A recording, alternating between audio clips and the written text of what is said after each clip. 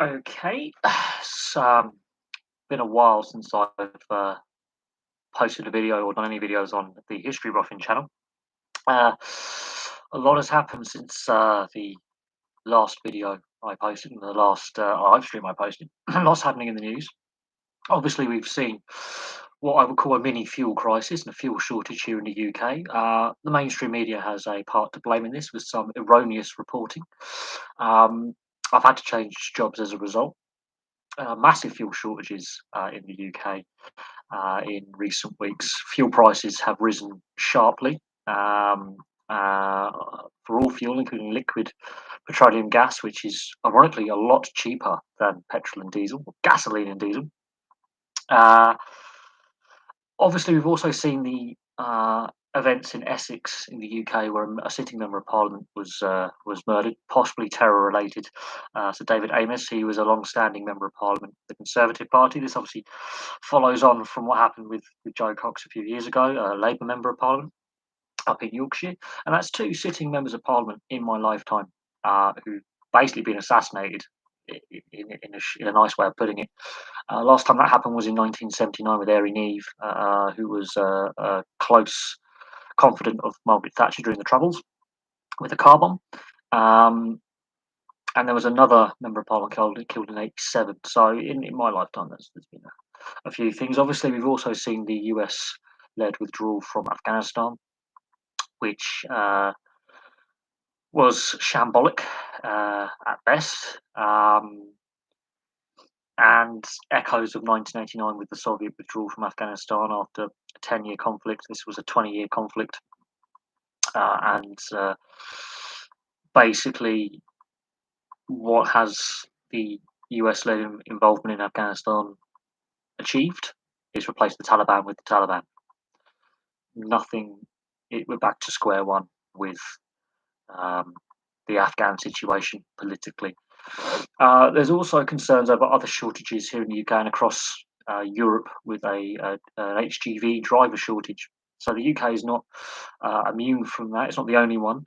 There's reports saying that across Europe, be it EU or non-EU states, there's a massive shortage of haulage drivers. There's also the ongoing strike at Kellogg's in the US. Now, I know in Europe and the UK we have different rules and regulations regarding employee rights, trade union membership, working conditions, and Kellogg's in Europe is a subsidiary of the main company and is part of the same group, but is different. There's a ongoing strike in the US in regards to worker conditions, pay conditions, the whole working hours, worker rights. It's disrupting supply chains there, but they are fully within their right to do so. Reports of the working conditions are, well, crap. There's a long story short on that one.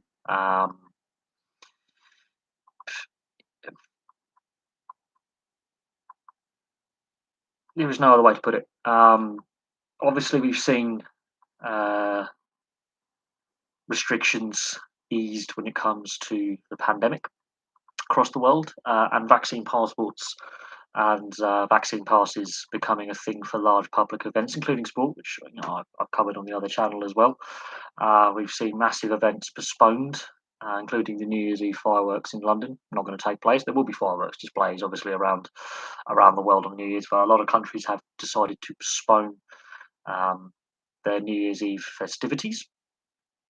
There's also ongoing tension between China and Taiwan, which is an ongoing situation that's been going since 1948. The Taiwanese government descends from the nationalist government of China pre 1948, which fought against the Empire of Japan and the Axis powers. And of course, the communists, the Cultural Revolution and the Chinese Civil War, took hold of mainland China. There could be a threat of a wider conflict in the South China Sea. A whole host of other countries are raising concerns and signing treaties and trade agreements and military agreements. Australia has signed an agreement with the US and the UK in regards to nuclear submarines. There's trade sanctions and tariffs being imposed in recent years. led by the US. Um, in regards to the US and Biden's administration, be careful what you wish for. Obviously, there are term limits on US presidents where you can only serve 2 consecutive terms. Obviously, the last president to serve more than 2 consecutive terms was Roosevelt in the 30s and 40s. After Roosevelt passed away, there was an amendment to the US Constitution, basically stopping a president having more than two terms in office consecutively. They may need to look at that. You could argue Obama wasn't necessarily the best president in regards to a lot of his policies, and obviously we're now seeing the prices of goods and services increase as inflation, for the first time in 20 years, is starting to have an impact on prices on across the board, on anything from energy supplies to clothing to even the food. Rents are going to have to go up, and then of course you have below inflation wage increases that we've seen over most of the last decade and a half. So where I was working before, my previous company, basically the last pay deal they offered us was a below inflation pay rise, which basically means we were worse off. Now that was before obviously the fuel shortage and the panic buying and the price of fuel going up. And you know, it, I mean, yes, the job I have just started, I am getting paid more, but tax is going up. National insurance contributions in the UK are going up, so I'm paying more in tax anyway. Tax thresholds, benefit cuts. Obviously, the pandemic has exposed a lot of things to do with social welfare, and social security contributions that workers have to pay. Uh, the strains and stresses put on health services across the world, not just state ones, but private healthcare providers as well. And you can look at the Biden administration, and even the Democrats haven't actually advocated for a national health service paid for by the taxpayer. There's still insurance contributions. So for all those going, oh, we need Medicare again, we need to roll back some of the Trump administration's reductions in healthcare spending and such, and some of the Obamacare, as it's called. Even the Democrats have never advocated for a social healthcare system paid for by the taxpayer. This is something people don't realize about America. It doesn't matter who's in charge, Democrat or Republican, the healthcare system will still be fully private in the US. There is no national health service. There is no state-funded healthcare service. What is really interesting is if you look across Europe, doesn't matter if it's here in the UK where there's a mix of private and state when it comes to healthcare, or Scandinavia, or Germany, or France. There's a minimum. There's every nation has a healthcare budget, so the taxpayer pays in, and you have a healthcare budget. And ironically, the standard of living, the average life expectancy, the average welfare of the citizens is ironically higher, and it actually costs less for the economy having a state-funded healthcare service than fully private. Just a little thing. Ironically, the country is better off. Taxes are ironically, the economy benefits more as a result having a state-funded healthcare service. But the American system is full-blown capitalism, whereas in Europe we have socialism, if that's a term. And it's a byproduct of both world wars, to be fair. But some of the social reforms with like pensions and the forerunners of what became state-funded healthcare services, some countries predate the First World War. The pension system in this country, the national insurance, predates the First World War by a few years. It was actually brought in the years leading up to World War One, which is quite interesting. A lot of people don't realise that. But yeah, the National Health Service here is a post-war creation. Same across most of Europe in the rebuilding of the continent after World War Two. A lot of emphasis put on social programs, improving the lives of the average citizen, trade union strength as well. Go to places like France, there's always a strike going on in France somewhere. They have very rules on worker relations and companies' liability. Workers' code or the code of travail. Every business owner over, I think, 50 employees has to abide by this employment code. Um, it gets bigger is they reduce the size of the book by decreasing the size of the font. Every month there's like 8 new regulations added to this employment code. So French employment law is exceptionally heavily regulated. If you found in breach of it as an employer, you face massive fines. Also, it does state that employees found in breach of it as well within their part of the bargain can also face disciplinary action. But every employer of a medium to large business has to know this book inside out. They have to know all the legislation inside out. There's stupid amounts of regulation, which might reduce productivity. It's a layer of state bureaucracy that again predates the First World War. That was brought in the years running up to the outbreak of World War One. I think it predates it by a couple of years. There was a big social movement in France at the time, left-wing leaning government. But yeah, you talk about trade unionism. The French are always on strike at some point to do with some form of legislation. Now, obviously, under President Macron, the yellow vests, they've obviously tried, whilst being president, to enact many reforms in the workplace. And to do with social security and pensions and the workers' code. He's tried to do many social reforms in that sense. And there were points where his presidency he had the lowest approval rating of all time by some distance. The Yellow Vest movement, there was discontent in regards to pension reform and the reform of legislation in regards to employer, rules and regulations. And yeah, the French do like a good old strike and a protest. We've seen multiple. The French are very trade unionised as a society. It is what it is.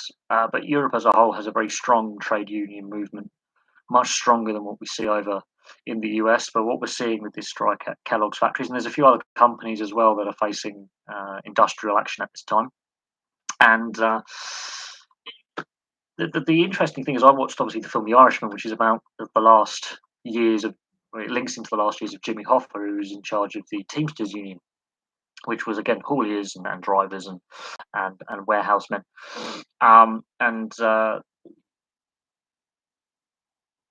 The interesting thing is there's a lot of organised crime involvement with, was with the trade union movement in the US. It's not as effective or as strong as trade union movements over here in Europe and in the former British Commonwealth and the former European empires to an extent. Anywhere that's had European colonialism, in post-colonialism, there is a trade union movement.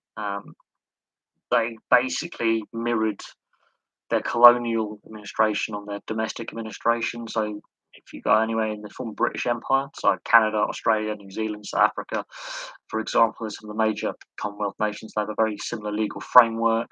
Parliaments are set up in a similar way. The trade union movement is set up in a similar way. The basis of worker regulation is set up in a similar way. Education systems are very similar. They have state healthcare and private healthcare side by side. So the institutions and infrastructure of government and society are very, very similar. The US obviously went down a different path with their constitution and the way the US model has evolved, which is very interesting. So when it comes to the debate about healthcare, which is a big, and gun reform, which is a big thing, big debating point.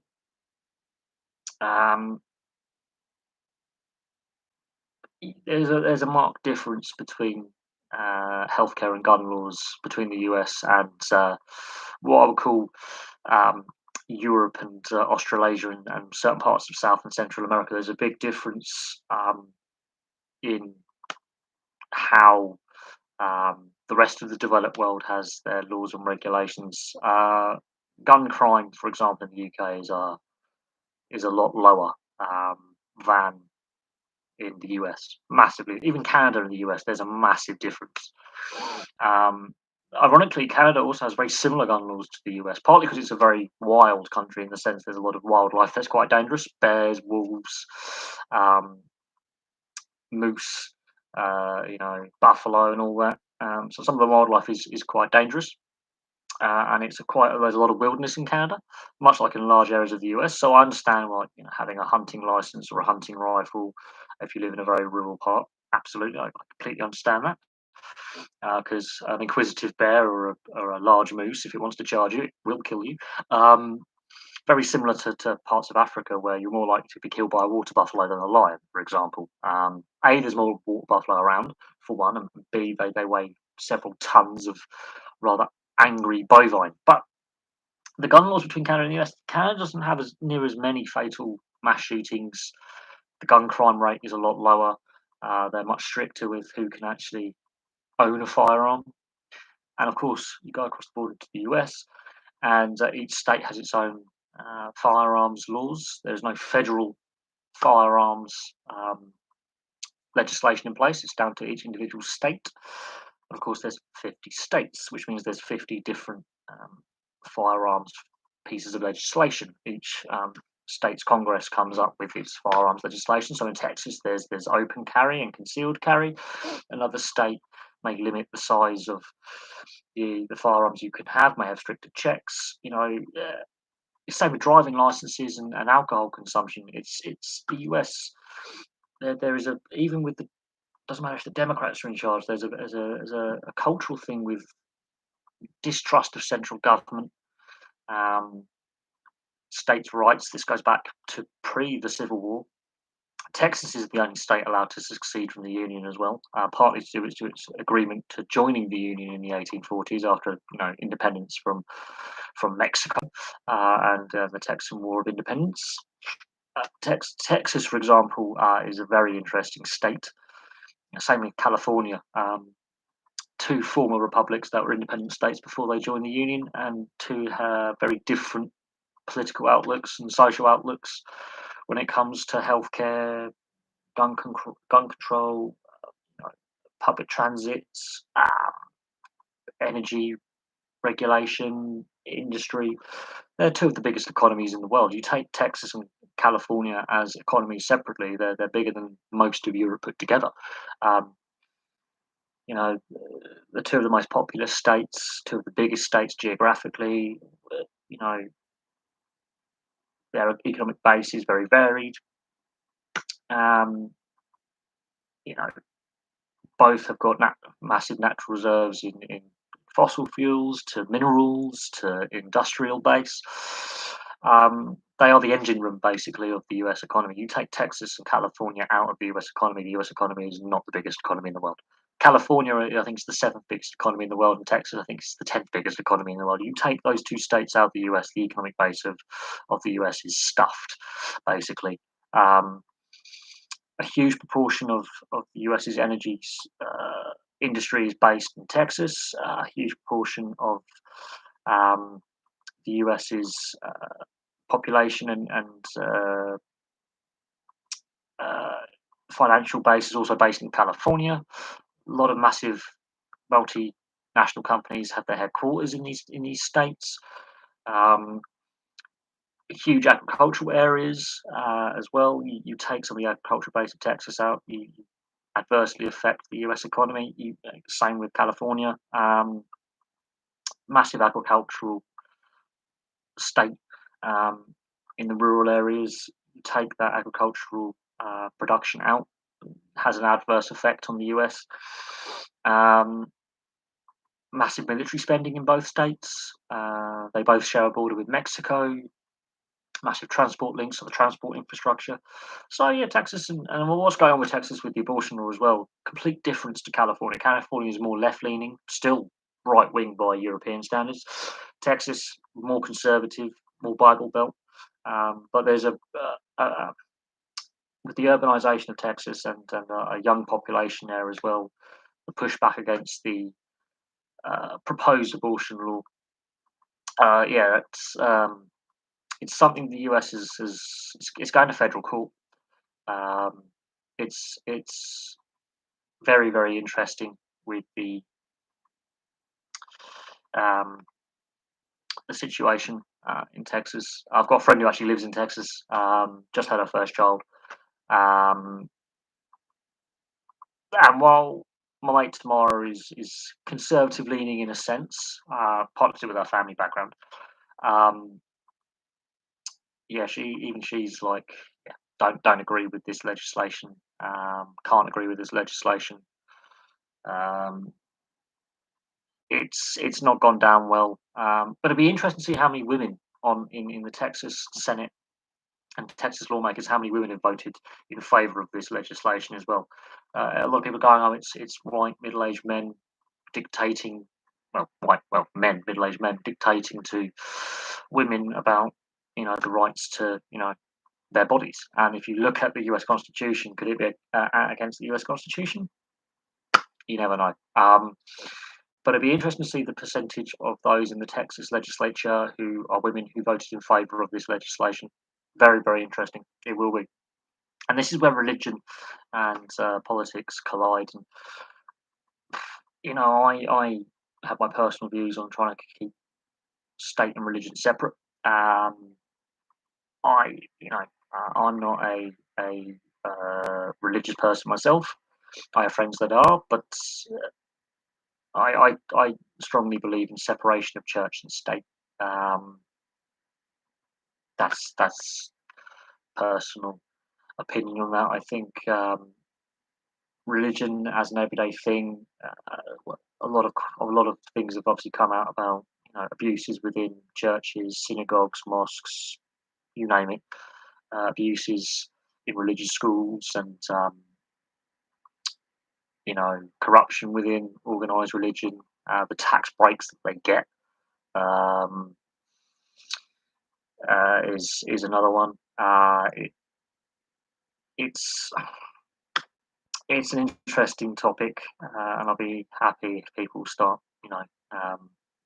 on the live stream, were to bring up, uh, their views on it. I mean, everyone's got different views on it. Some people, I've seen a lot of documentaries and interviews given in regards to um, when inappropriate action is taken uh, and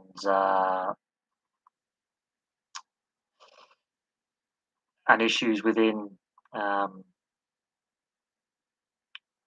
within religious institutions where there is money going missing, abuse of children, um, corruption within um, an organised religious situation when complaints aren't upheld. There's some of these mega churches, evangelical Christians. There's a whole host of issues in regards to complaints procedure, cover up. I mean, the amount of public apologies and lawsuits that various organised, I think, religions are facing at this time. It's a big thing. The Catholic Church is facing a backlash. The Protestant denominations as well have faced a fair bit of criticism and have been under pressure. These evangelical congregations, allegations of misappropriation of funds, abuse within the organisations. These stories keep cropping up. And then you've got the even more crazy ones like Scientology and the real, what I call delusional, in my view, where they lead to extremism. And the Waco Siege, for example, they almost become cults rather than just places of spiritualization and worship and community. They do become dangerous cults, in my opinion. We've seen that with the Waco Siege in the early 90s. And I remember that vividly as a kid, the Waco siege. It was something that, yeah, lives long in the memory. Lives long in the memory. Obviously, Justin Trudeau as well in Canada has remained in power. I believe he's leading a minority government still. So Canadian politics very similar to a lot of European politics. Minority governments and coalition governments are a thing.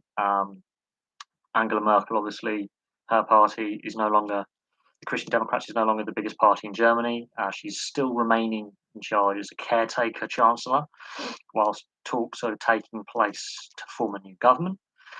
Same with Holland as well. The Rutte government, again, another caretaker government, again, while they're having talks to form another coalition government.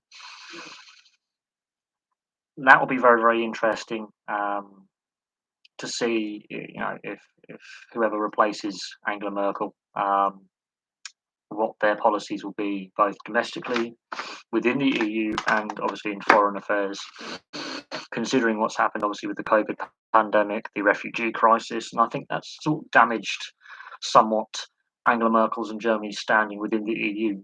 It's caused a great division over the last 6 years with the policy of open door policy to just basically we'll take as many as possible. And from personal experience, I used to live in Germany as a kid. My mum has done a lot of work in Germany. And from when we moved out of Germany from the army base in the early 90s, there was an issue um, with the Turkish population. The Turkish and Kurdish populations faced a lot of social stigma, a lot of racism. Back in the early 90s, it wasn't necessarily a nice time for a lot of the Turkish guest workers. But my mum said to me a couple of years ago, before the pandemic, she was going to Munich regularly with her work, and she said it's changed. It's a less friendly place. I feel less safe. And people go, "Oh, it's the media. They're spewing this anti-immigrant thing." I said, "No, you've got to actually ask actual people how they feel." Um, and yeah, my mum would go over to places like Cologne and Munich and go, "Yeah, I feel less safe." My colleagues feel less safe. There's definitely a feeling of unease. And the younger Germans are very open-minded, very worldly people, and there was definitely a feeling,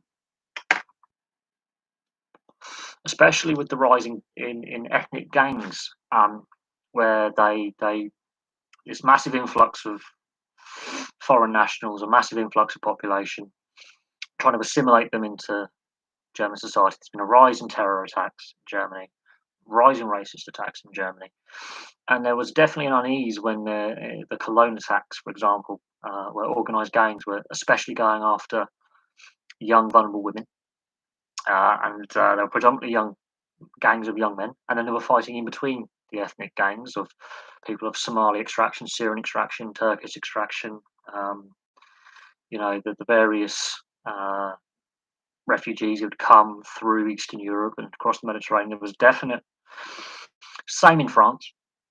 It's the same in any major city. I think you find in any major urban area there is going to be street gangs and stuff like that and crime. But there was definite tension between immigrant gangs. It became violent, uh, and that has led to a fueling of the AFD, which started out as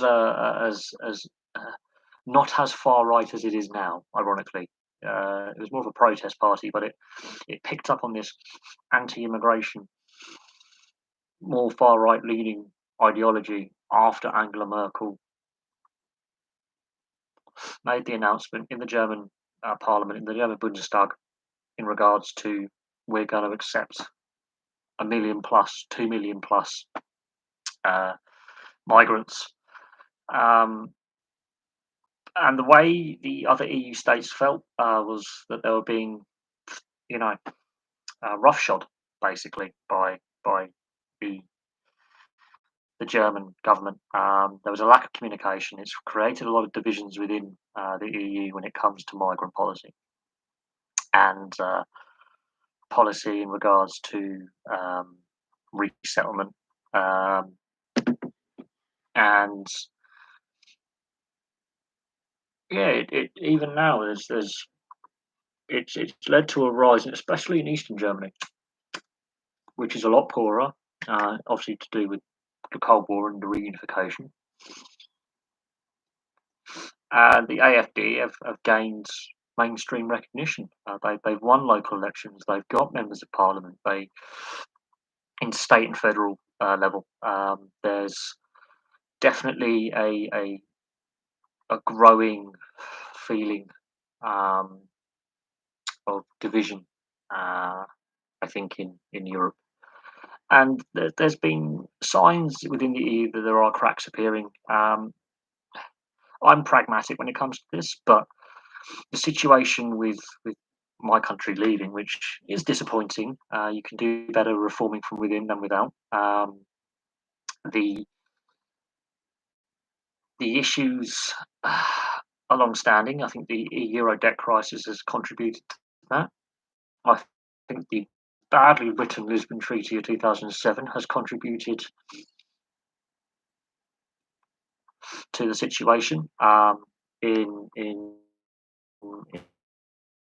recent years, the the situation in regards to how Europe dealt with the financial crisis of 2008, and the fact that Europeans then have been just printing money in order to reinflate and keep economies from basically going under.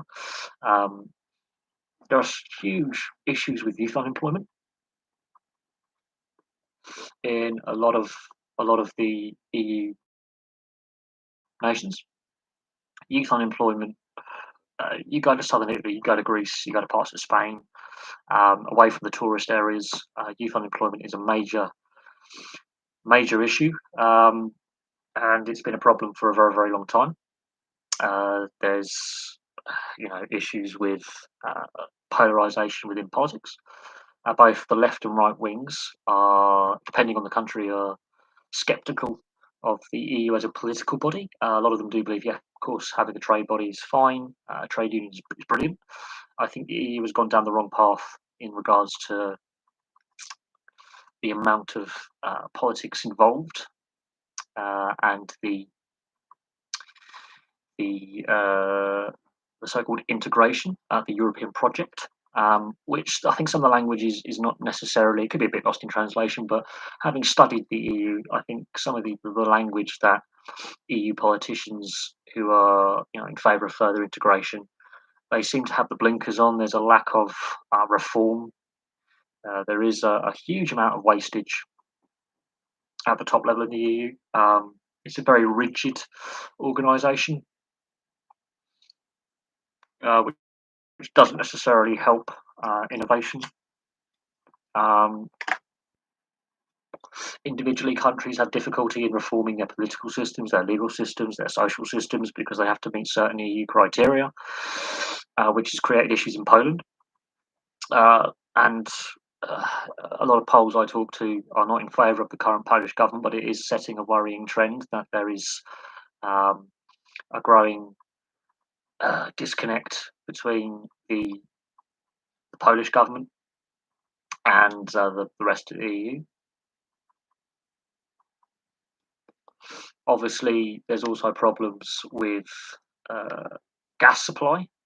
There's the Ukraine crisis, um, where obviously the issues where Russia, I think 60 or 70% of Europe's gas comes from Russia and has to go through places like Ukraine and Poland before it makes it to the EU. It is a very, very interesting situation there. Um, there is definitely a rising polarization in politics. There's more skeptical parties towards the EU on a political level. There's more polarization and populist parties that are either part of governing coalitions or are making it to the national level of government. within Europe. So this is not just a British thing in regards to scepticism towards the EU project, and some of these, I wouldn't say necessarily extreme parties in all of them, but there's definitely, it depends if you're on the left or the right, um, a dissatisfaction, I think, that's simmering.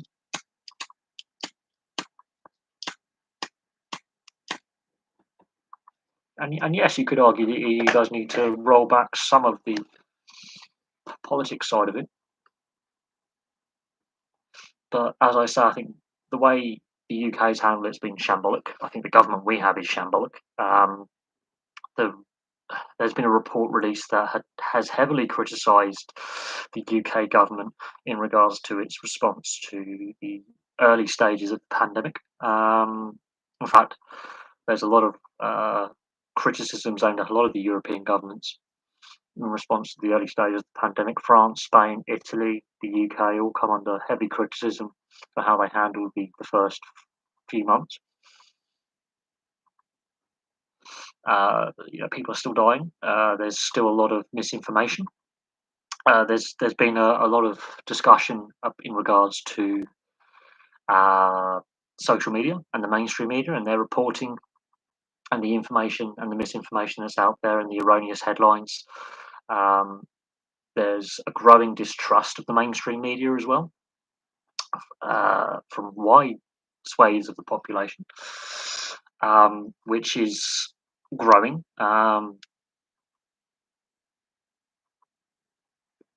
Massive backlash, massive backlash. Uh, there's a growing distrust of the mainstream media, and it's worrying that press regulation, has it worked effectively? Has there been effective press regulation?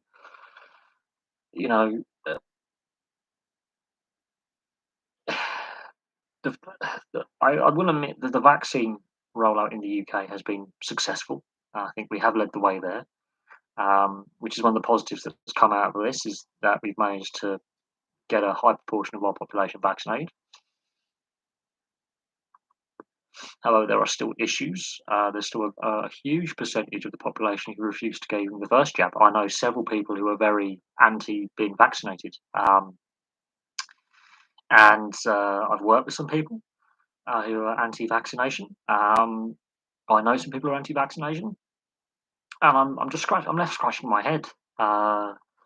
Several of them do have underlying health issues that you should be vaccinated. A lot of them resisted quite vigorously. They're still resisting to get it done. Well, I don't believe in compulsory vaccinations at all. It is stated that if you make a vaccination policy voluntary, there's more trust in the system. But now we're seeing like compulsory vaccine passports, which we were told at the beginning was not going to be a thing. So we're seeing a very divided population in regards to vaccination, COVID passports. I do believe, there are some fundamental human rights with freedom of choice and other things. I decided to get my vaccination. I have several relatives and friends who are clinically vulnerable. I had no side effects. Some of the misinformation out there is absolutely hilarious. Like, you couldn't make this stuff up. You know, many a sketch show has obviously in its time had some very many comedy shows that they're very fanciful,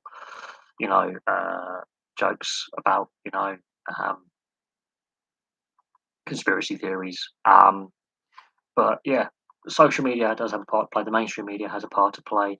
Public information, you know, but it's very interesting, very very interesting. But I do strongly believe in non-compulsory vaccination. I do believe there should be freedom of choice. But the problem is, in recent decades, we've seen false information out there about the MMR vaccine causing autism, which was then debunked. The guy who actually came up with the theory admitted he lied when writing his thesis. We've seen how successful vaccinations are at not necessarily curing preventative diseases, but reducing the impact they have, like polio, for example. Smallpox is another one. You know, when some of these like anti-vaxxers come out, or some of these people refusing to get the COVID vaccine, I said, when you go abroad, do you take your jabs and your pills for like yellow fever and malaria? So they said, yeah. I said, right. So your assessment on this is what precisely? Oh, it's experimental. Well, it wouldn't have been allowed to have been put for the general population if they hadn't done the testing on it. That's my opinion. And the amount of conspiracy theories is ridiculous. The amount of conspiracy theories out there is absolutely ridiculous. Um, you couldn't make some of this stuff up. You really couldn't. It's almost farcical. Obviously, we've seen many a Hollywood film, sci-fi films, and futuristic films where like you've got a dystopian utopia. But we're going to look back on this in like 5-10 years time, and we're going to laugh. But there is this polarization. There is this misinformation out there. I would argue that social media's had more of a negative than positive impact on society and mental and physical well-being. Absolutely, I will definitely stand up and say I do think there's more pros and cons to social media. When it first came about, it was a great way to organise meeting up with friends and social events. As time has gone on, I enjoy social media less. I got rid of Snapchat. I barely use WhatsApp these days. Facebook, I just share jokes and funny memes. I don't really post a lot of stuff on personal stuff on Facebook. Twitter, I just use for my YouTube channel and to follow certain sports journalists for my main channel. So I've changed how I use social media. I use it to try and obviously sell. Well, I'm on social media now with YouTube, but I've got there's a lot of concerns about social media, the content that's on there, monetization of people. I barely use my Instagram either anymore. Haven't posted anything on Instagram for 2 months. So yeah, social media companies as well. They're in the spotlight. Obviously, there was the Facebook outage that affected Instagram and WhatsApp and Facebook. And Mark Zuckerberg has been under a lot of pressure in recent years in regards to extremist content. There's been a whistleblower as well who's come out about how social media has definitely impacted elections and the misinformation when it comes to the pandemic and other social events. And yeah, Facebook has been in front of the US Congress more than once. Twitter as well. There's a lot of, as we've seen, a lot of public figures have faced a lot of abuse on social media.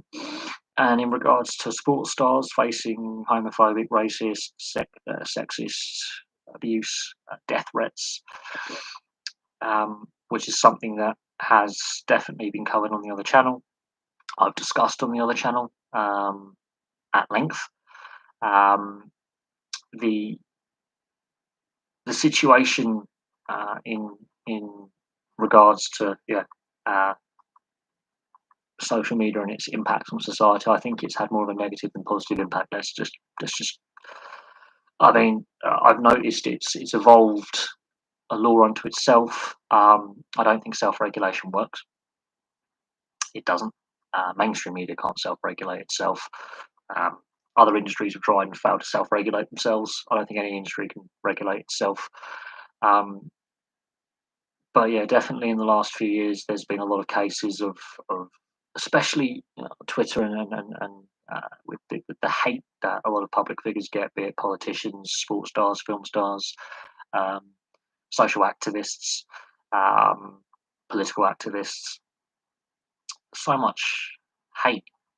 Um, and we saw it after the Euros final towards the England squad. We've seen it in regards to a whole host of high-profile male and female athletes, be it in team or individual sports. Um, we've seen super injunctions, obviously the famous Ryan Giggs super injunction a decade ago. I think that's when there were warning signs that um, things weren't right with social media.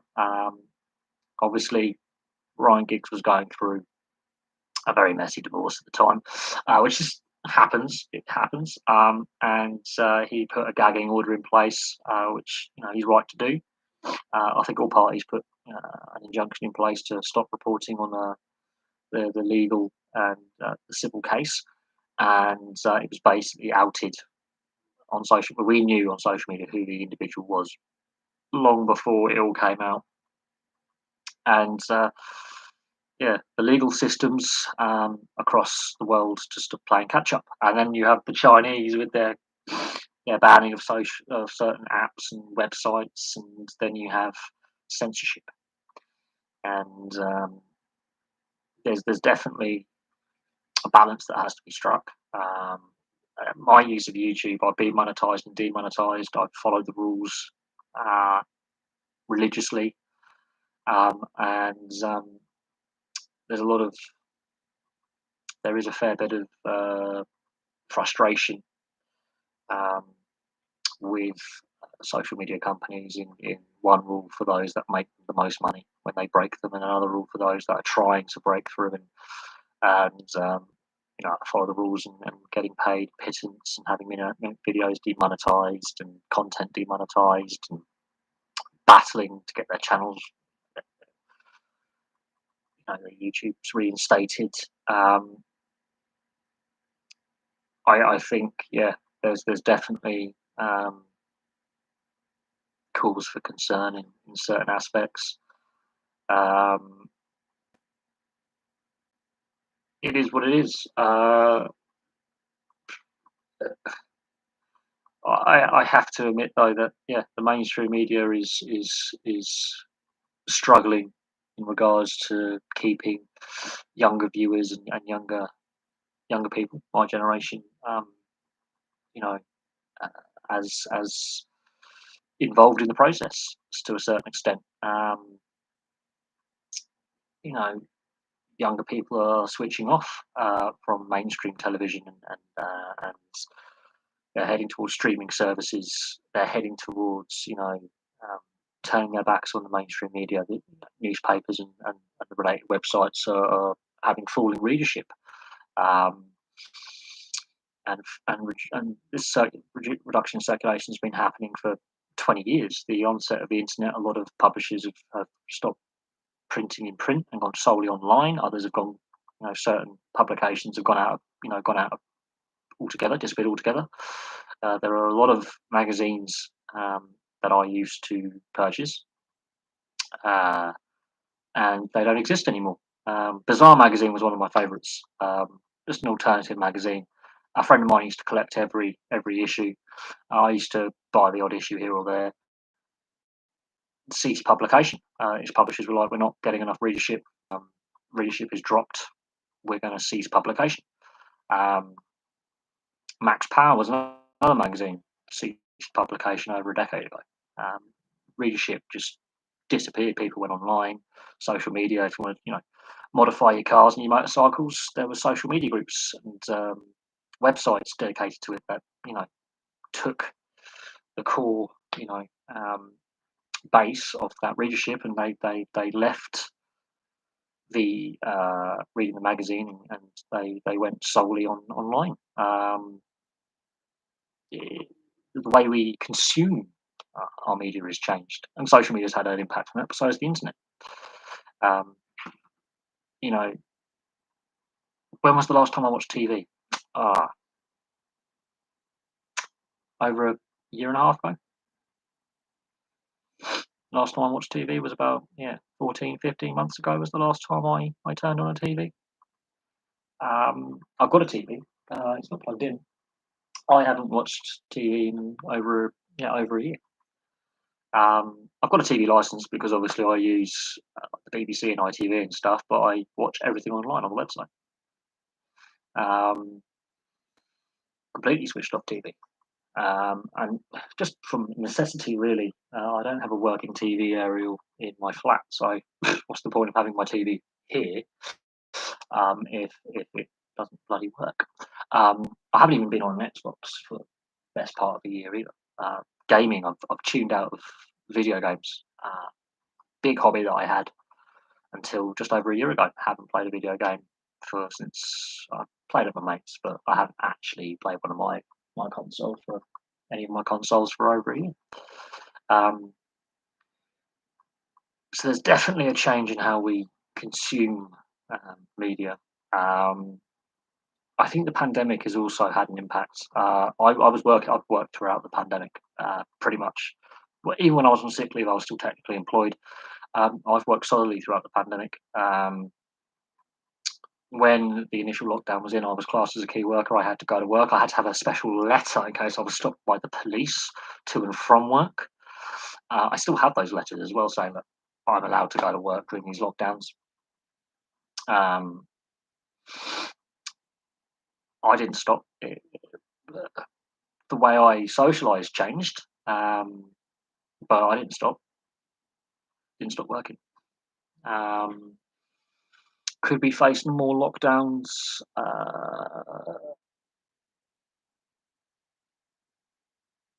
We could.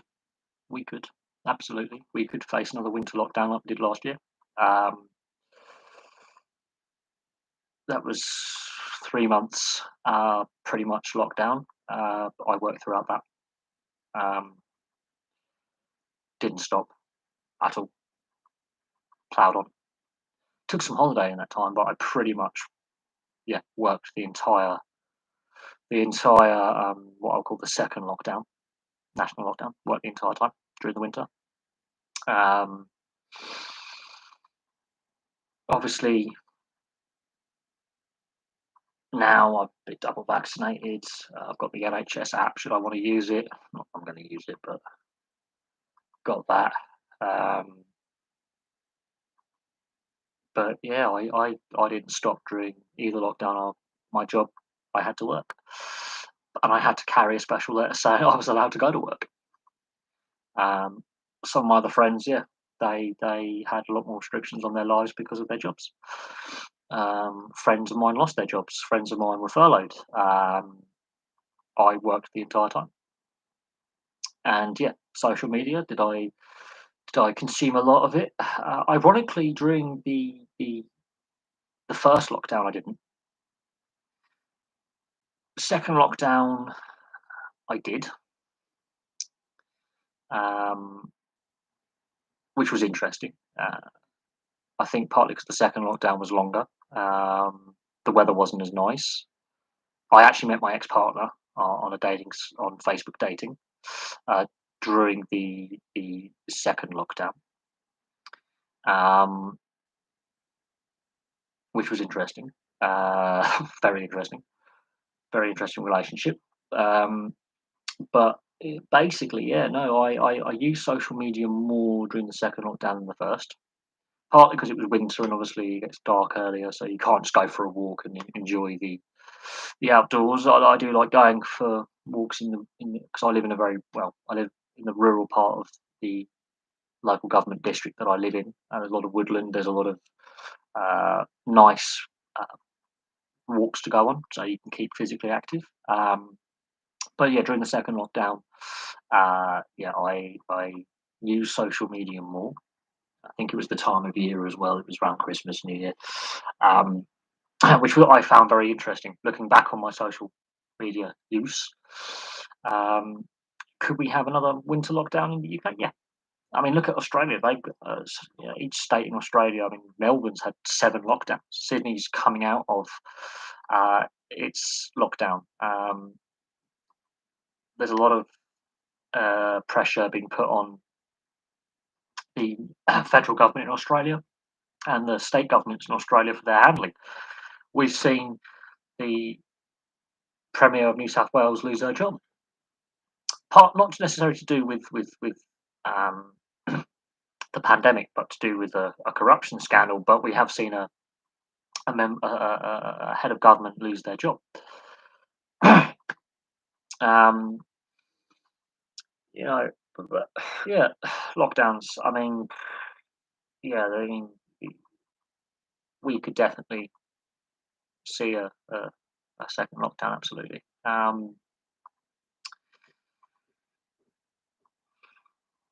Obviously, that's not going to affect my work. I'm still going to go to work every day with my job, working on doing in waste disposal. I'm going to be working. But that in itself, with the disruption to the economy, it is affecting, yeah, the employment, taxation, government budgets, government deficits, taxes. There's proposed tax hikes coming, and if and when they come into force, it'll be very, very interesting. There are proposed rises of social security or national insurance in the UK, proposed rises in council tax, income tax. Unfortunately, it hits the lower earners. So my bracket, it's going to be very interesting to see if rents go up. If there's concerns that energy bills are going to rise. There's concerns that price rises as they are, um, and staff shortages in certain industries are having a massive impact. And people in the UK are Brexit's part and parcel. But also, there's been a lot of people who died because of this pandemic. A lot of people who can't go back to work because of health issues because of this pandemic. So there are labour shortages, and this has been replicated across the world. And the irony is, we're trying to mechanise industry more. We're trying to get more machines doing the jobs, and not people to operate. The whole situation is very, very interesting. And yeah, do I think there could be another lockdown? It's highly likely. Highly likely that there could be. Yeah. I have no doubts on that. I do believe it is highly likely that we could see further restrictions. But yeah, the vaccine uptake in the UK, for example, has been very, very high. I think it's about 4 million people out of the population who are eligible for the vaccine who haven't had either dose. And it's about encouraging those people to get vaccinated. And if they don't, there should be no legislation to force them. And that's my opinion. The vaccine passport thing has created a lot of division. Obviously, we were told it wasn't going to be a thing. It's now become a thing. It's been dropped here in England, but in Wales and Scotland, it is a thing. It is a compulsory thing to go to big public gatherings and indoor events. So there's a social stigma and could create a two-tier society. A lot of other countries are going down this route. It is dividing public opinion. There are, and in my view, I just don't know. I think it's logical to have it, but at the same time, I have reservations about long-term civil liberties, which is something that in a democracy you treasure very deeply.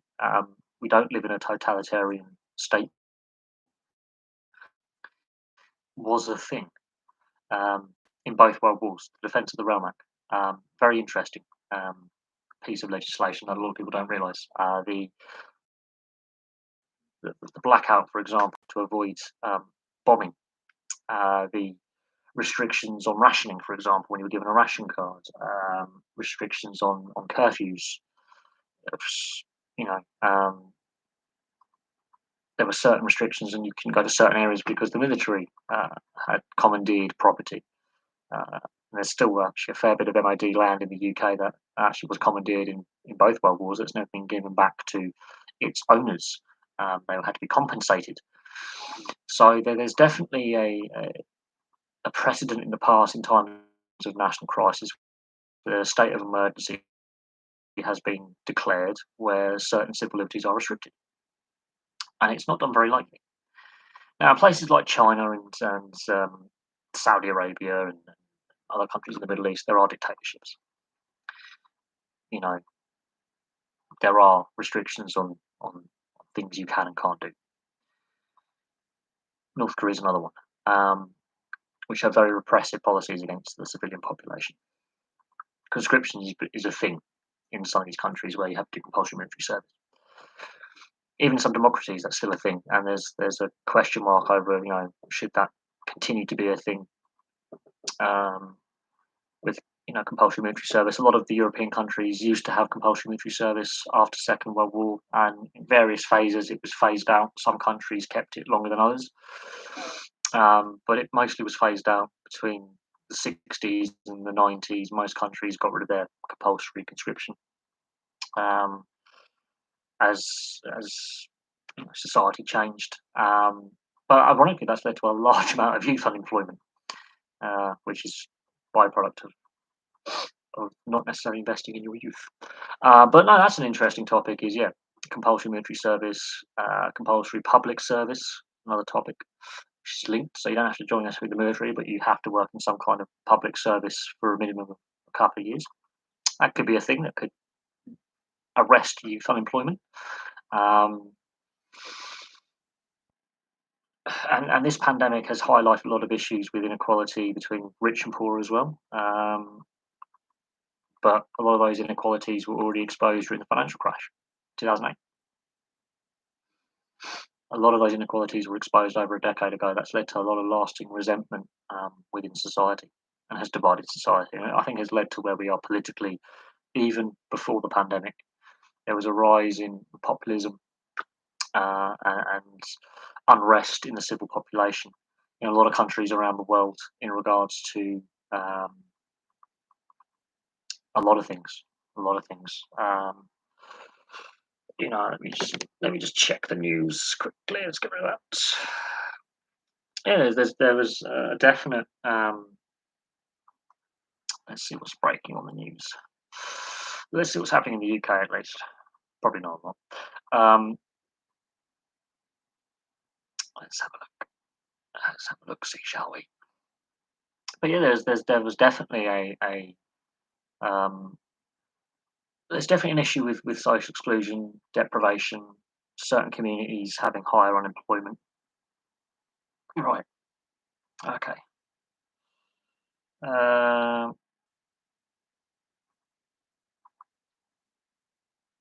Let's have a look.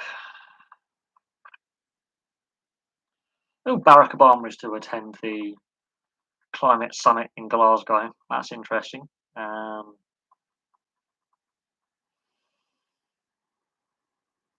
Ooh, Leicester City are beating Man United 4-2. But there's not really a lot going on in the news apart from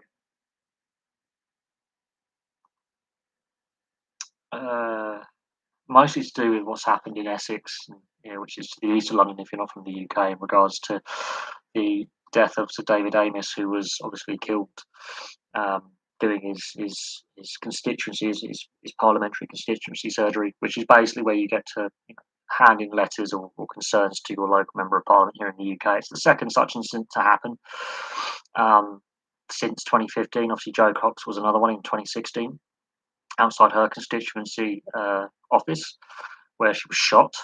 That was by a right-wing terrorist who was a lone wolf. This is by a supposedly a Islamic fundamentalist, allegedly. It's definitely worrying. And how much do we pay for our politicians' security? That's another thing at a time of financial strain on the system, on the economy, with the furlough scheme and the pandemic disrupting the economy. How much do we pay to protect our public servants? I mean, political violence is nothing new. It's happened before, not only in this country, but high-profile politicians have been targeted before. But it is worrying. that an incident like this could happen on a Friday lunchtime. Um, and whether you agree or disagree with the political party this member of parliament stood for, and the policies of that party, this is a guy who actually was a champion of animal rights, agricultural legislation in regards, and legislation involving animal rights for many years. Was very active in his community as well, in regards to listening to his constituents' concerns. And Jo Cox was very similar, very open and active within her community that she served. And yeah, this raises a lot of concerns about parliamentary security, which is not a new thing. And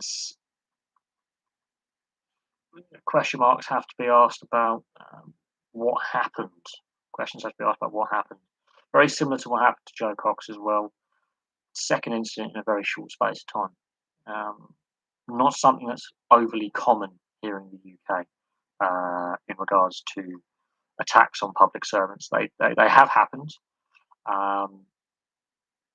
It's not a new thing, but it's a rare thing. It's also happened in the US quite a bit as well. It's happened in France, Sweden, Germany. It's not an unknown thing. It's just not very common to have a sitting member of parliament basically assassinated, plain and simple. And as I've said on the main channel, when it comes to high-profile sports stars receiving death threats, obviously it's the same with high-profile figures. It's very interesting when they're interviewed, or when interviews are done with friends, relatives, or the actual person, like when they're in a very public-facing role. And I discuss this a lot on the sports channel in regards to certain incidents. When a high-profile athlete's come out and said, "I'm facing, I've received death threats and all this abuse," it takes one idiot to act on that, and that is the problem. Now, it will be interesting to see if, like, an ex member of parliament who may no longer be sitting in the House of Commons or the House of Lords actually, says that this is how many death threats we receive on a daily, weekly, or yearly basis, or while I was in office. And how do the security services and their police bodyguards verify and level those threats? Because there was no inclination that this was a high profile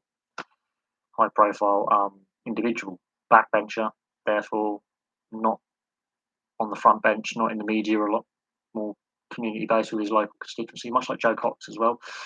Both backbenchers, both I would say non high profile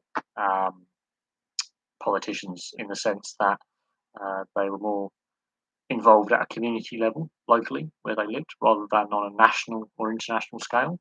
But it'd be interesting to see how much how they do the threat assessment with all the hate mail and death threats that they receive, because it's a daily thing. Same for high profile, people in the media and in film and in music and in sport. It's very interesting,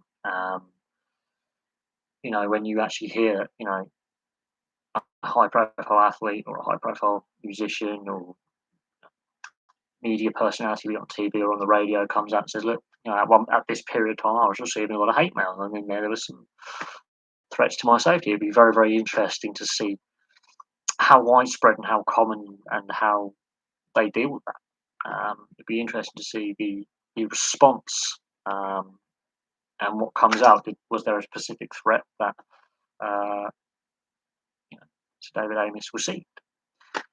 It does, as I say, social media unfortunately has led to a rise in this. We've seen in the past musicians and sports stars and film stars and documentary makers and journalists receive death threats before social media, before the rise of the internet. And yeah, we have seen high profile investigative journalists killed. We've seen, other politicians killed, and it's interesting how social media there's now more access to to to you know, and there's more chance, so to speak, in you know it's easier to criticize is one thing, but then outright send hate mail. And you know, there's been several as I say, several high-profile investigative journalists, for example, who have been killed on the job, who have received death threats saying, "If you continue investigating this story, we are going to kill you." And they have had close protection, given to them by specialist security and officers and stuff. It's interesting. And the more senior politicians you get, the more security you get. We've seen it with musicians. John Lennon murdered. Dimebag Darrell murdered on stage. So if you follow Pantera, you know what I mean. Um, you know, we've we've seen this before, but it seems to be becoming worryingly common when before it was less so. Um, and again, I think social media has a part to play in this. Maybe not this particular case, but definitely part to play. And there's a polarization of politics, and there's a polarization of society, and it's worrying. And I think social media has a part to play in that, absolutely. But this is the story that's dominating the British news right now, and it is generally troubling, very generally troubling. Um, and as I say, it's the second such incident in recent years. There are question marks over security of politicians in the Western world. We are very open when it comes to our society in that sense, where you can actually you know, meet your local representative and hand forward petitions and concerns and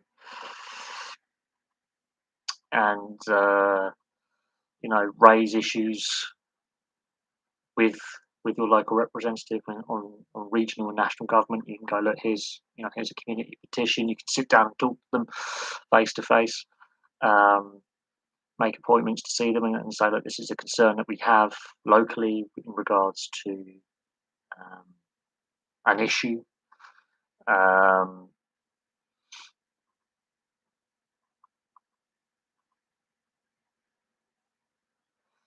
and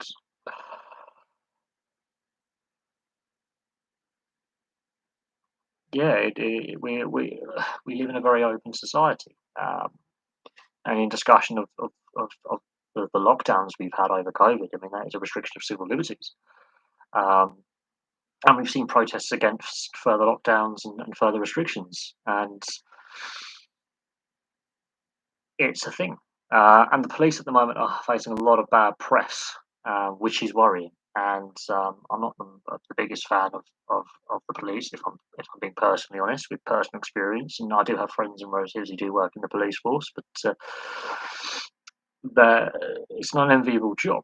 Um, my experience with the police hasn't been great in my life.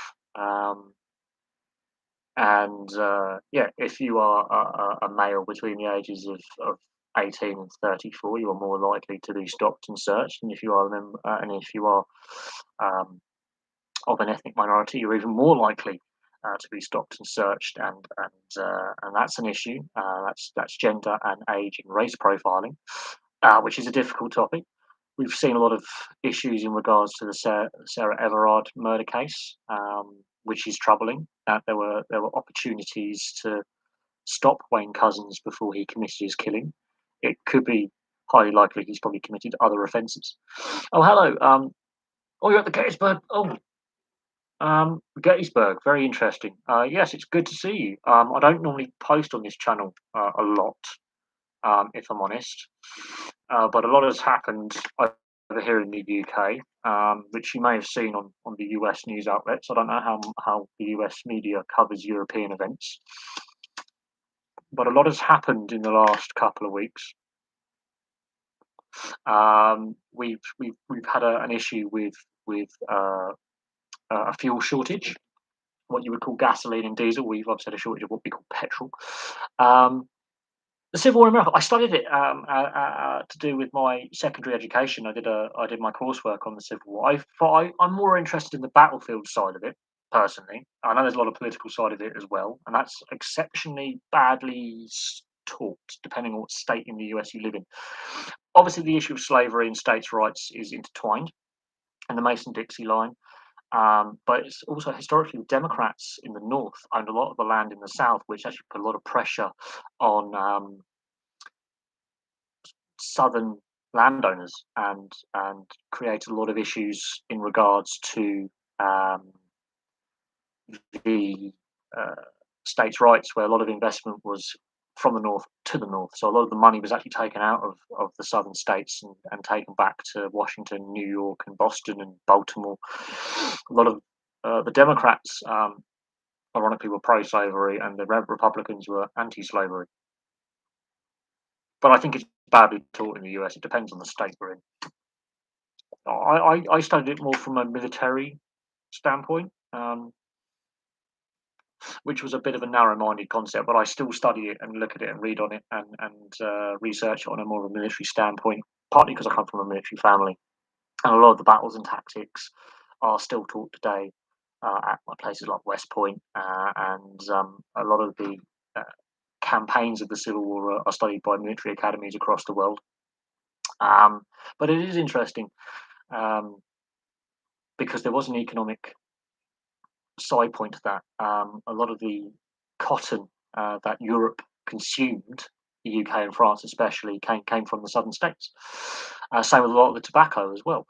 Um, was grown in the US, so there was definitely an economic standpoint for involvement on either side by the European powers, and the French and British did send military attaches to both sides and diplomatic attaches to both sides. But then obviously we had Indian and Egyptian cotton, which ourselves and the French could use, which then negated a lot of the problems. But the German states, which became the German Empire, the Austrian Empire, the French, um, and the Italians did send a lot of supplies and firearms to to both the Confederacy and the Union. Enfield rifles and mini balls, for example, mini balls are a French design. Enfield rifles obviously are made in Enfield, which is in the UK. So that's where the Lee Enfield comes from. You had Austrian, German-made rifles that ended up on the battlefield. I think you had French supplies that ended up on the battlefield, mostly in the Confederacy via Texas, but also into the northern states. Uh, yes, it is. Well, Gettysburg is not the bloodiest single day. That's Sharpsburg or Antietam, depending if you're north or south. I knew it as the Battle of Antietam, but I know in the south it's known as the Battle of Sharpsburg. That was the bloodiest single day that the US has experienced on North American soil. I think it still is the bloodiest single day for the US militarily. But in the Meuse-Argonne offensive in 1918, the US fired more artillery shells than in the entire Civil War put together. That's something that's very interesting. Yeah, you combine all the Civil War battles and skirmishes and cavalry raids by Bedford Forrest and others. You combine all the ordnance fired, be it from handguns, rifles to mortars and cannon. The Meuse-Argonne offensive in a couple of weeks fired more artillery rounds and more bullets in a few days than in the entire Civil War, which shows how warfare changed between the 1860s and 1900s. It's still a fascinating. I mean, watch the film Gettysburg with um, with Jeff Daniels in there and Martin Sheen and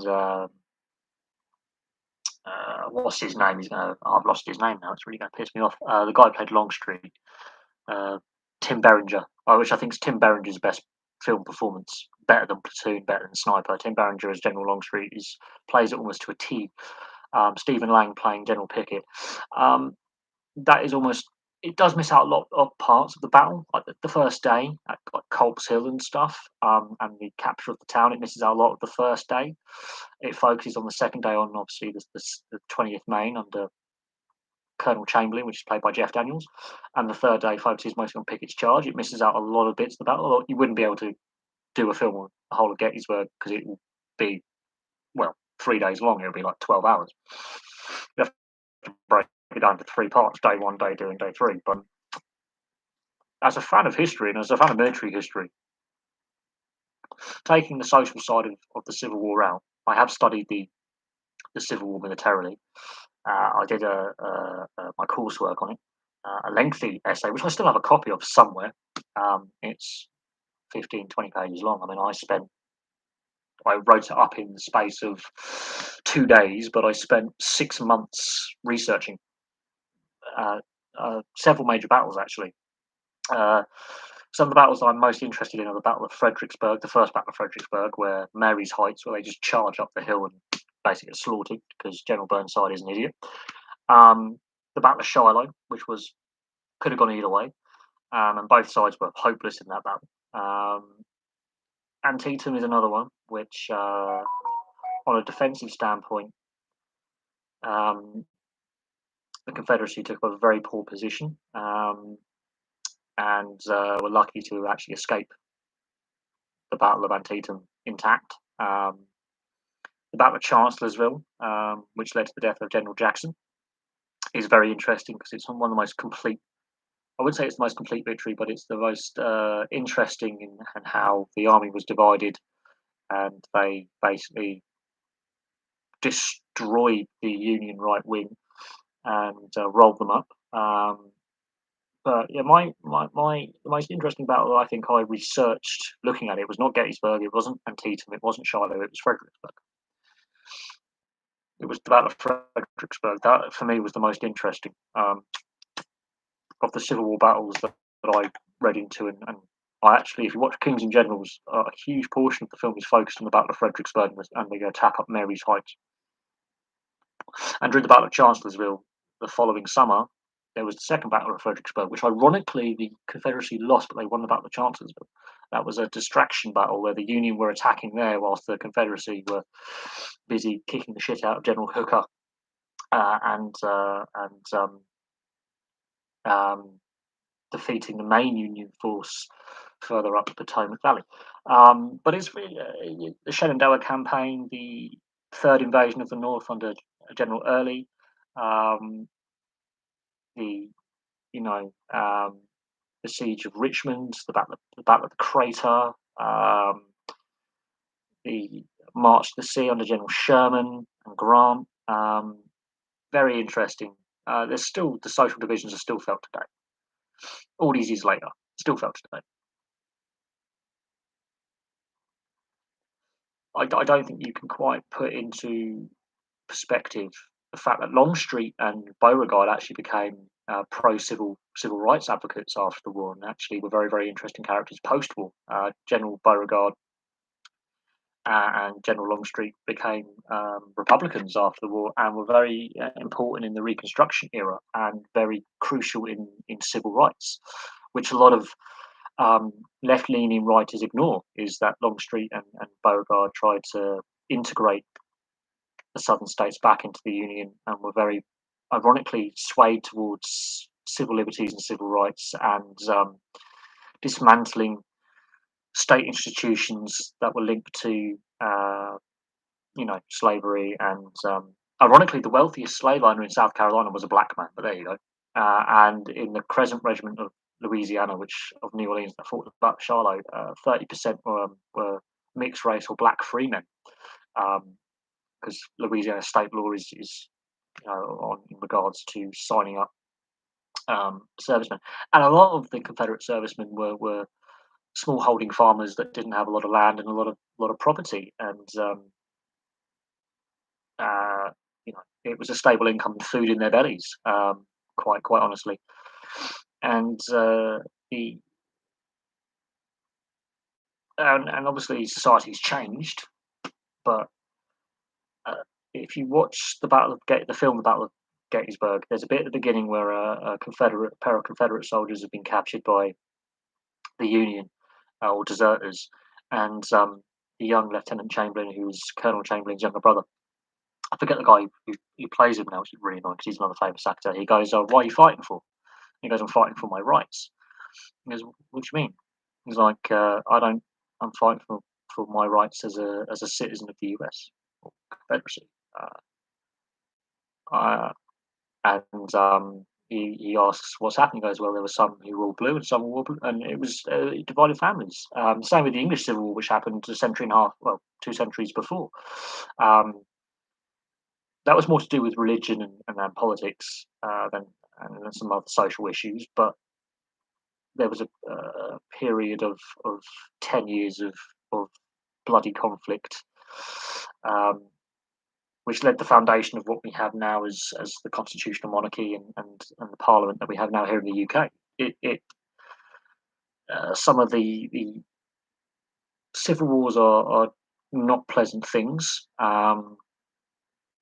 It's but my opinion on it is I think every country has gone through civil strife and civil conflict at some point. Um, Not just in the US. I mean, there's it's an event that's I think every nation or people has gone through some form of civil war for power, be it um, the elites fighting for power or uprisings. I mean, look at Mexico. I mean, civil wars they had in the late 1880s, early 1900s with Pancho Villa, for example. And there was a period where the US were actively involved on the border with the US and Mexico, and General Pershing and the Pancho Villa expedition, and um, that carried on as a backdrop to the First World War and the Zimmerman telegram. Um, a lot of Central America, a lot of civil wars there, and armed conflict, and Colombia, and further afield, there's a lot of paramilitaries running around Central and South America. And you look at the Middle East, and you look at further afield. But yeah, no, the Civil War, the battlefield, the numbers of men involved would be classed as small to medium-sized battles in the First and Second World Wars. Uh, the size of battlefields, some of them are quite big, like Antietam, in the sense, well, actually, they're not actually that big. If you think about the area involved um, in the Battle of Antietam is actually, for a Civil War battlefield, is quite sizable for the amount of men in the area. But if you actually look at it in a nutshell, it's not a very big geographical area that they were fighting in. Same with Gettysburg. Same with Shiloh. Some of the biggest battles: Pea Ridge, Chickamauga, um, Chattanooga. They're not actually that big a geographical area that a lot of men were basically quite condensed battlefields. You look at um, some of the battlefields in the First World War on the Western Front. There were sections of the front where they're moving, but the Eastern Front in World War One and World War Two, some of the battlefields are huge. Millions of men moving at one time, absolutely massive. And there's somewhere I would like to go look at some of the Eastern European battlefields of the First and Second World War, because some of the areas are massive, absolutely massive geographical areas, whole swathes of Poland and Hungary and Ukraine and Belarus and the Baltic states, and actually into Russia itself, huge areas. Um, I've done. I've been to a lot of the Western Front battlefields. I've been to the D-Day landing sites. I've been to the Italian front in World War One. I've crossed the old front lines of the Italian front in World War One. I've been to a fair few of the locations, travelling through them. I've been to Sicily. I've been to Monte Cassino, um, famous for its battlefield in World War Two. I've been past the Anzio battlefield. I've driven over what was the Gothic line, which was a defensive line that the Germans put in southern Italy. I've been to Salerno. I've seen parts of the Salerno battlefield from 1943. I've seen some of the areas that the US and British forces landed in Sicily. I've been to Belgium. I've been to France. Very interesting being um, being there, and I've seen some of the very interesting museums, and I've found live ordnance. I've actually come across like grenades, bullets, mortar rounds, shell fragments. I actually don't live that far from a couple of World War II era airfields, so occasionally, if you were to metal detect around where I live, you would find World War II bits and pieces. You would find shell casings from anti-aircraft guns. You would find anti-aircraft gun emplacements, bomb shelters, slit trenches. Also, in the area I live in, they did a lot of preparation work for the invasion for D-Day. So you will find there was a lot of paratroop camps, training camps. So you will find bits and pieces to do. You'll find ammunition. You'll find buttons, unit clasps. You'll find unit insignia. You'll find army ration tins, spoons, belt buckles, suspender buckles, haversack buckles, ammunition pouches, uh, hobnails from boots. You'll find all sorts, arms dumps. But no, I'm lucky that I live next to several active, well active RAF airfields from the Battle of Britain, all the way to the paratroop drops. They did a lot of paratroop training in the part of the world that I live in the Thames Valley, to do with the 101st Airborne. They did a lot of paratroop training around here. I don't live that far from the Royal Military Academy, and I don't live that far from the main line, two main lines into London and the main line to the south coast, which were bombed in by the Luftwaffe at various points in the war. You obviously would have regularly had aerial misdrops when it came to bombing raids, because in the 1940s they weren't that accurate. You don't get the pinpoint aerial targeting you do now, so a fair few German bombers would have dropped their bombs well off target. So yeah, you find bomb fragments, you find bits of plane, anti-aircraft casings, places where there were anti-aircraft emplacements, and where I live and work, there's still leftovers from World War II military encampments, training encampments.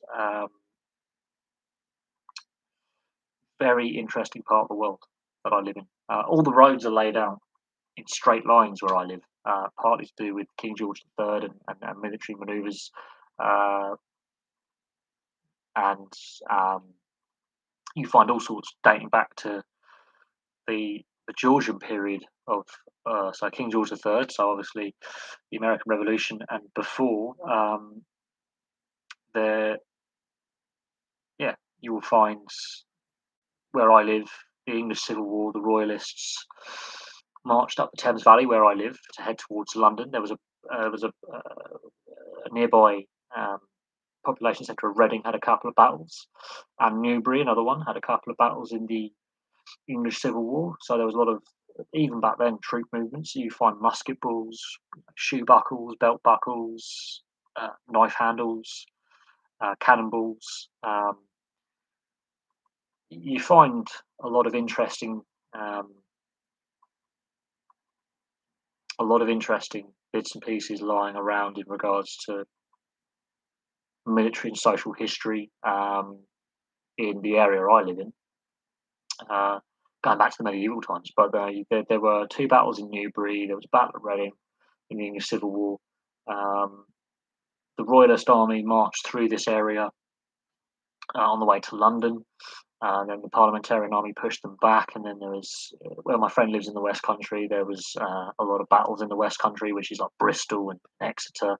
If you look at a map, um, and you look at the English counties, there was a campaign in the English Civil War down in the West Country. Bristol at the time was one of the biggest ports in the UK, and still is. It was of vital military importance. Um, I've got friends who live in the West Midlands, so Battle of Worcester is very important towards the end of the English Civil War period, before the time under Oliver Cromwell, the parliamentarian Lord Protector kind of period. It was obviously the famous tale of Charles II hiding in that oak tree. But there was a big battle at Worcester. There was, the Midlands had a lot of um, uh, battles during the English Civil War period, and conflict in regards to Oxford and Nottingham. There were important royalist locations that were under royalist control. If you go to Scotland, there's a lot of uh, battlefields in Scotland post 1600. So the unification of the two crowns. There was basically an ongoing form of civil war in Scotland until 1745. Um, so there's the Jacobite rebellions. The last time, there was an active military battlefield is Battle of Culloden. Is one of the last battles we have. Favorite history to study and learn about? Any really. I'm less interested in more modern stuff.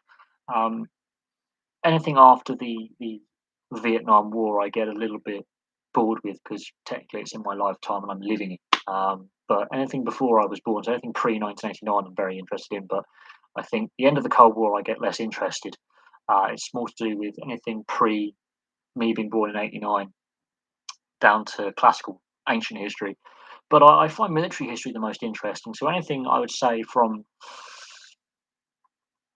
the medieval period, so we're talking about the 8th century onwards, I find very, very interesting. And the high medieval period to the early modern period is the best. So things like the Seven Years' War, the War of the Austrian Succession, the War of Spanish Succession, the War of the Polish Succession, it's a rare one.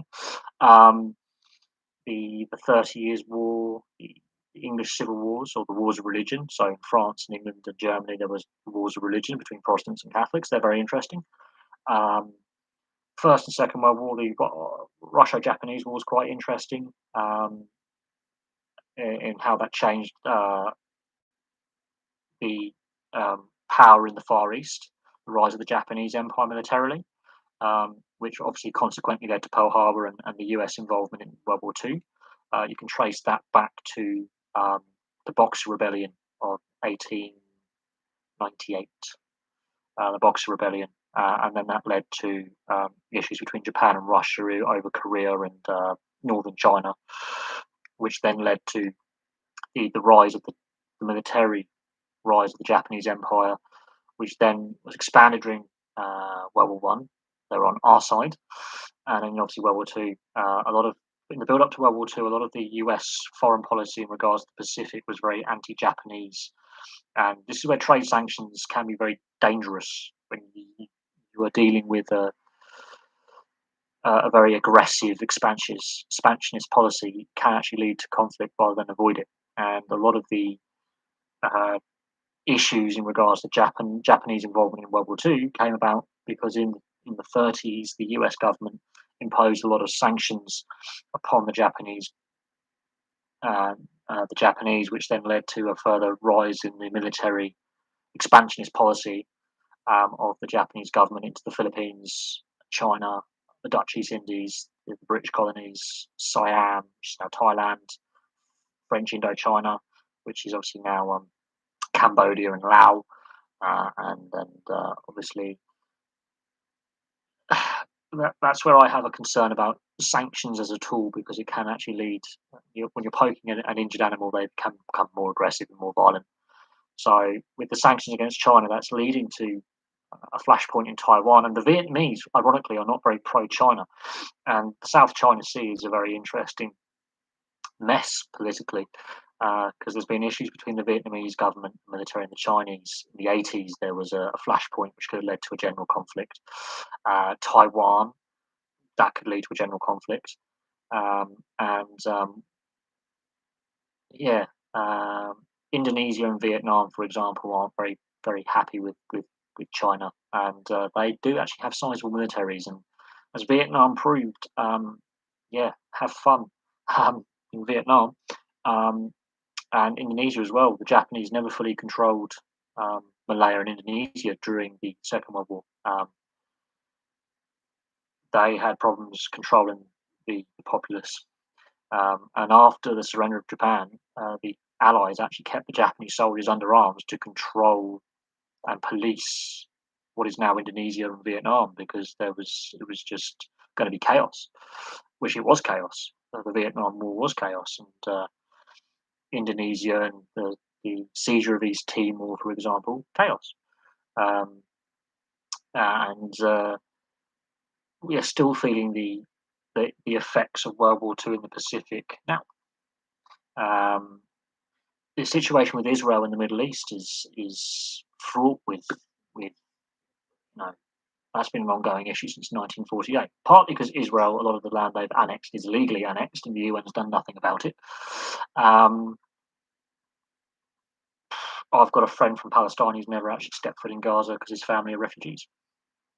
My view on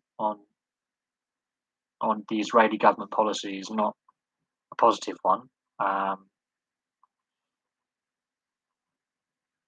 but that even the so-called left-leaning parties are still pro-expansionism and and the Israeli settlements in the West Bank. Um, that conflict may never have a solution. May never have a solution. But what's happened in Syria has obviously changed the situation, and what's happened in Lebanon as well has altered the situation somewhat, which means a solution is now less, not more likely. And when you have Netanyahu and Gantz is, I think, his replacement, who are very right wing leaning, um, and when you have a traditional enemy of Israel in Syria in utter chaos, and Jordan and Egypt. Jordan is stable, but has a 1/8 of its population of refugees from Syria, and then Egypt's obviously had its removal of the military government, civilian government, back to military government. Yes, they recognise Israel as a nation state, but again, there's always that issue of a possible flashpoint. And with the instability now in Syria and some instability, continued instability in Lebanon, and social issues in Lebanon, we could see a further flashpoint in the Middle East at some point. And with Erdogan in Turkey becoming more authoritarian, you lose that mediation power of a country like Turkey, which is meant to be secular. When Turkey's leaning more towards the Islamic right, as I call it, and totalitarianism, you lose that balancing power, which then leads to further issues. Um, it's a problem, um, massive problem. But people forget 30% of the Palestinians are Christian as well, and there's a large Christian population in Jerusalem. So it'll be very interesting to see how long they stay on the straight and narrow and quiet before they join with their Islamic brethren and go, we've had enough. And it's a matter of time before it all goes horribly wrong, I think. Um, horribly, horribly wrong. I think it's a matter of time before the next war involving Israel. Um, and a lot of it's to do with its policy towards the Palestinians. Um, their forceful annexation of land that's against the UN declaration of, of the Balfour Declaration. It goes against the UN mandate from what should have been the state of Israel to what is the state of Israel and what it claims is its territory. And they are in breach of a UN agreement. They're in breach of international treaty, and no one's held them up to account on that. And that's led to a lot of resentment world, with Christian and Muslim Arabs of all denominations. And when you've got only a couple of nations within the Middle East willing to sit down and discuss with whoever's Prime Minister of Israel, be it Jordan and Egypt, willing to have around the discussion table, it becomes difficult when you basically have a military state in Israel. It's constantly prepared for conflict. Now, I don't know how the average Israeli citizen feels about the situation with the West Bank and Gaza. The Netanyahu government, which is obviously now gone, but his policy was very nationalistic, what I would class almost on fascist in a regard. Zionism is very similar to Islamic fundamentalism, very similar to right or left wing populism and totalitarianism. Zionism is Jewish fascism, basically, and it is worrying. Modern Zionism is deeply troubling as a political ideology. I have several friends who are Jewish who are like anti the state policies of Israel and have no interest in ever going there to a kibbutz. A lot of them have become very secular. A lot of them are anti-Israeli government. It's very interesting if you were to talk to a Jewish person who practices the Hebrew faith, what they feel about what's happening in the Holy Land, or in the Middle East, and the amount of conflict that's been there. It's very interesting the responses you get. A lot of Jews, doesn't matter what their sect of Judaism, quite a lot of them have turned their back on their faith. A lot of them are very critical of what the Israeli government policy has been since 1948. It's a very interesting and troubling period at the same time. Very interesting and troubling. There's a lot to be said in regards to the situation where we've heard in my lifetime the Camp David Accords. When Clinton had the then Israeli Prime Minister, whose name I actually forget, and Yasser Arafat at Camp David, and I think it was towards the end of his presidency. And we can argue Clinton, some of his personal issues, but he invited Yasser Arafat to the US. He invited the Israeli Prime Minister to the US. They sat around Camp David. I believe it was in '99. It might be '94. And they were talking about a two-state solution, ceasefires in the Intifada, the working towards a two-state solution.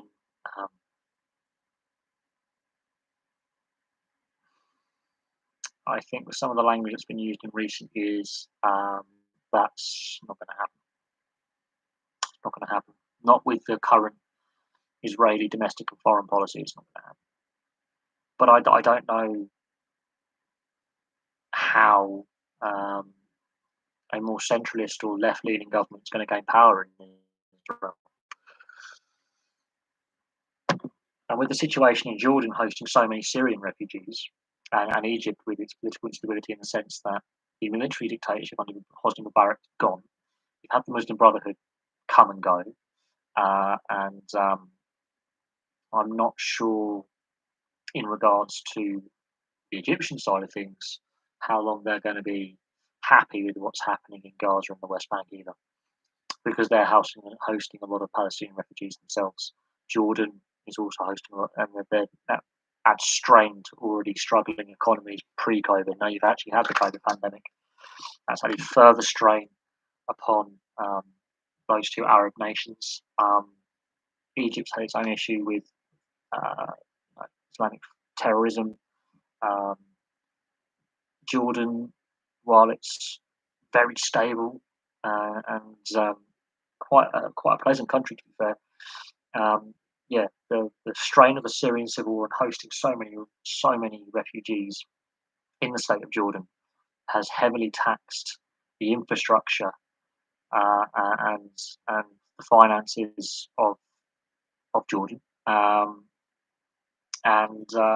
that's created further strain on society there. And it is a matter of time before there's going to be a flashpoint um, in Jordan, and I think Israel has to play very very carefully because I believe the Israelis see some of their regional opponents as weakened, and we could see further flashpoints in the West Bank and Gaza in the next couple of years. But now that Netanyahu is out of government, we may see a different policy in regards to, especially, I think the West Bank is more easily solved than Gaza. Gaza is a big situation because Hamas controls Gaza, whereas the PLO, Fatah, controls the West Bank, and they're a little bit more amenable to positive discussions. Thoughts on insulate Britain? Middle class, yeah, entitled middle class, pompous idiots. There already is a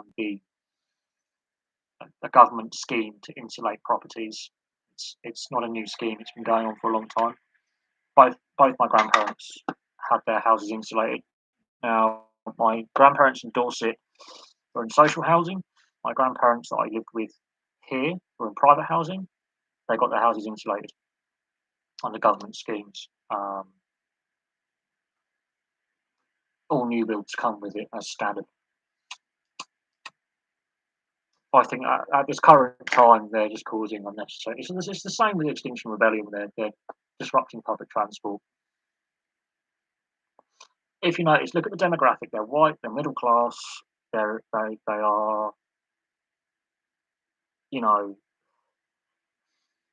they're just the entitled left wing champagne socialists, as I call them.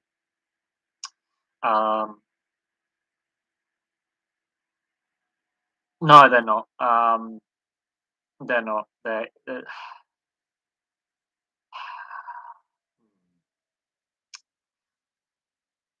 at a time when we've had an issue with what we call a mini fuel crisis and a supply shortage, and energy companies struggling, and there is an issue, and it's partly to do with COVID. I remember I was going to a motorcycle open day, a motorcycle meet, 2.5 years ago, and I was up in a place called Thiel, which is north of Reading, and there was an Extinction Rebellion flag on top of this house. On their bloody driveway, 3 Audis, 2 Porsches, and a BMW. All of them petrol and diesel cars. All of them top of the range models, high horsepower. And I'm thinking, what a bunch of hypocrites. My mate had a very loud motorcycle. I said, rev the nuts out of that and leave as many fumes as possible behind outside this guy's front door. That's the ultimate hypocrisy. Now, I've had to change jobs because of the rise in fuel prices, where I no longer use my own vehicle to go to work. I now get picked up and carpool with a colleague. I get picked up now. I carpool with a work colleague. I think, yeah, some of these I will call them loony left champagne socialists. They want their cake, but they expect us, the poor, to pay for it. Basically, they're white. They're predominantly white, middle class, and from wealthy, comfortable backgrounds, and a lot of them got too much time on their hands. A lot of them don't, I don't think they realise the average. I'm going to say working class, which would be me. The average worker, we've seen wage freezes, we've seen below inflation wage rises, which takes pay cuts. of a better term for it. We've seen, obviously, we've been lucky, I think, in our lifetimes that inflation hasn't been high. Winter of discontent in 1978-79, inflation was at 20%. What we're seeing now is nothing compared to what happened in the late 70s. And it was the truck drivers that, ironically, private industry went on strike. And I've spoken to one of my mates who is actually an HGV driver. I said, I think a strike's got to happen. If you want changes to happen in your industry, you've got to take a stand. There's a reason why there's a shortage of people in the industry Europe-wide, not just in the UK, Ireland, Germany, France, they've all got shortages. And it's because of low pay. Well, look,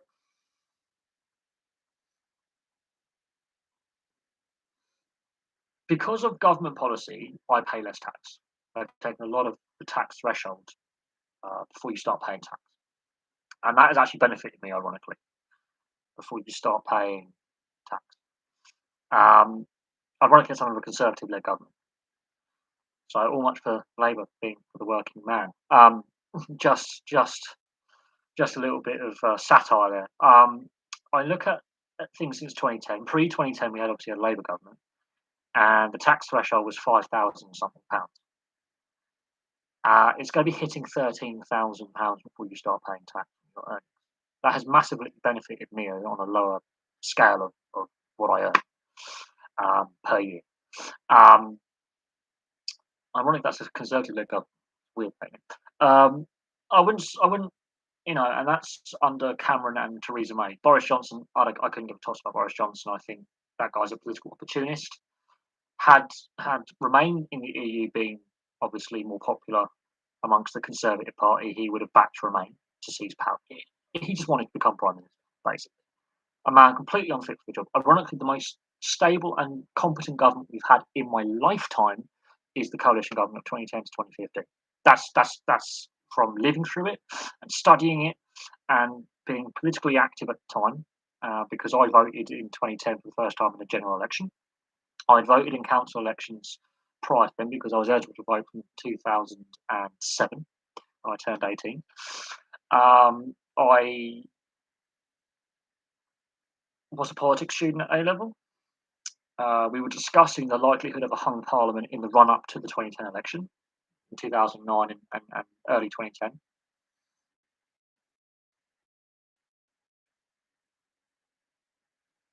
Which ironically, I left sixth form college, college in 2009, higher education in 2009. I went back in 2010, 2011, but in 2009, the year before the general election where David Cameron leads the coalition government, we were actually discussing at that exact time the chances of a hung parliament and a coalition government.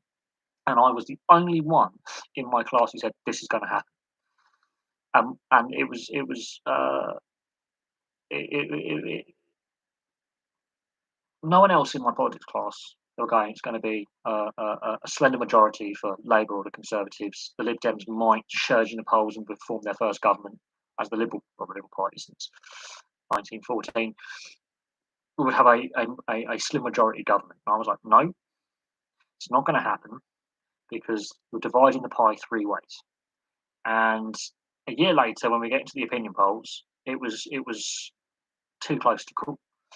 And at one point, the Lib Dems were ahead in the opinion polls, but they needed to have a whole load of seats swing to them in swing constituencies for them to get power. What ended up happening is they actually decreased their vote share. They lost four seats less than what they had 5 years previously. They increased their vote share but lost seats. Weird how the British system works. The Labour Party got hammered, and the Conservatives gained seats but not enough seats because they were massively on the back foot since 1997. Very complicated. What then happened in 2019 was the biggest landslide victory in peacetime Britain. That was the worst electoral defeat the Labour Party has ever had. The Lib Dems actually gained a couple of seats and have since gained seats in by-elections. They're not the force they were under Nick Clegg, but Nick Clegg fucked that up. Why does tax constantly go up? Because wages have constantly gone up, in the sense of where tax itself is a percentage of earnings. Ironically, the tax threshold has gone up before you start paying tax. So ironically, taxes have gone down for the lowest earners. In regards to salaries, until the financial crash, salaries were constantly going up, whether inflation was going up or not. So people's take-home pay, what they actually earn in actual money per hour, is constantly salaries. The minimum wage has been climbing since it was introduced. Could argue having a minimum wage actually suppresses wages a little bit. That is interesting. Um, that has been argued by economists, but I remember when I first started working, my minimum wage legally that I was entitled. I think it was one job where I earned the lowest I've earned per hour was £5.20. The most I've earned per hour was 20 quid. It obviously depends on the contract you're on. Since I've been in the workplace, I can remember when a pack of 20 cigarettes. I'm using this as an example because obviously tobacco prices being one of those unhealthy. I'm a smoker, but I've noticed. I can remember when I was at college when I was 16, a pack of 20 fags I could get for £3. I could actually get a pack of 10 at one point for £1.50. 16. You can't get packs of 10 anymore, and the cheapest pack of 20 you can get now is about £9. 80% of that is duty tax. They're trying to make it unfashionable to smoke. Okay?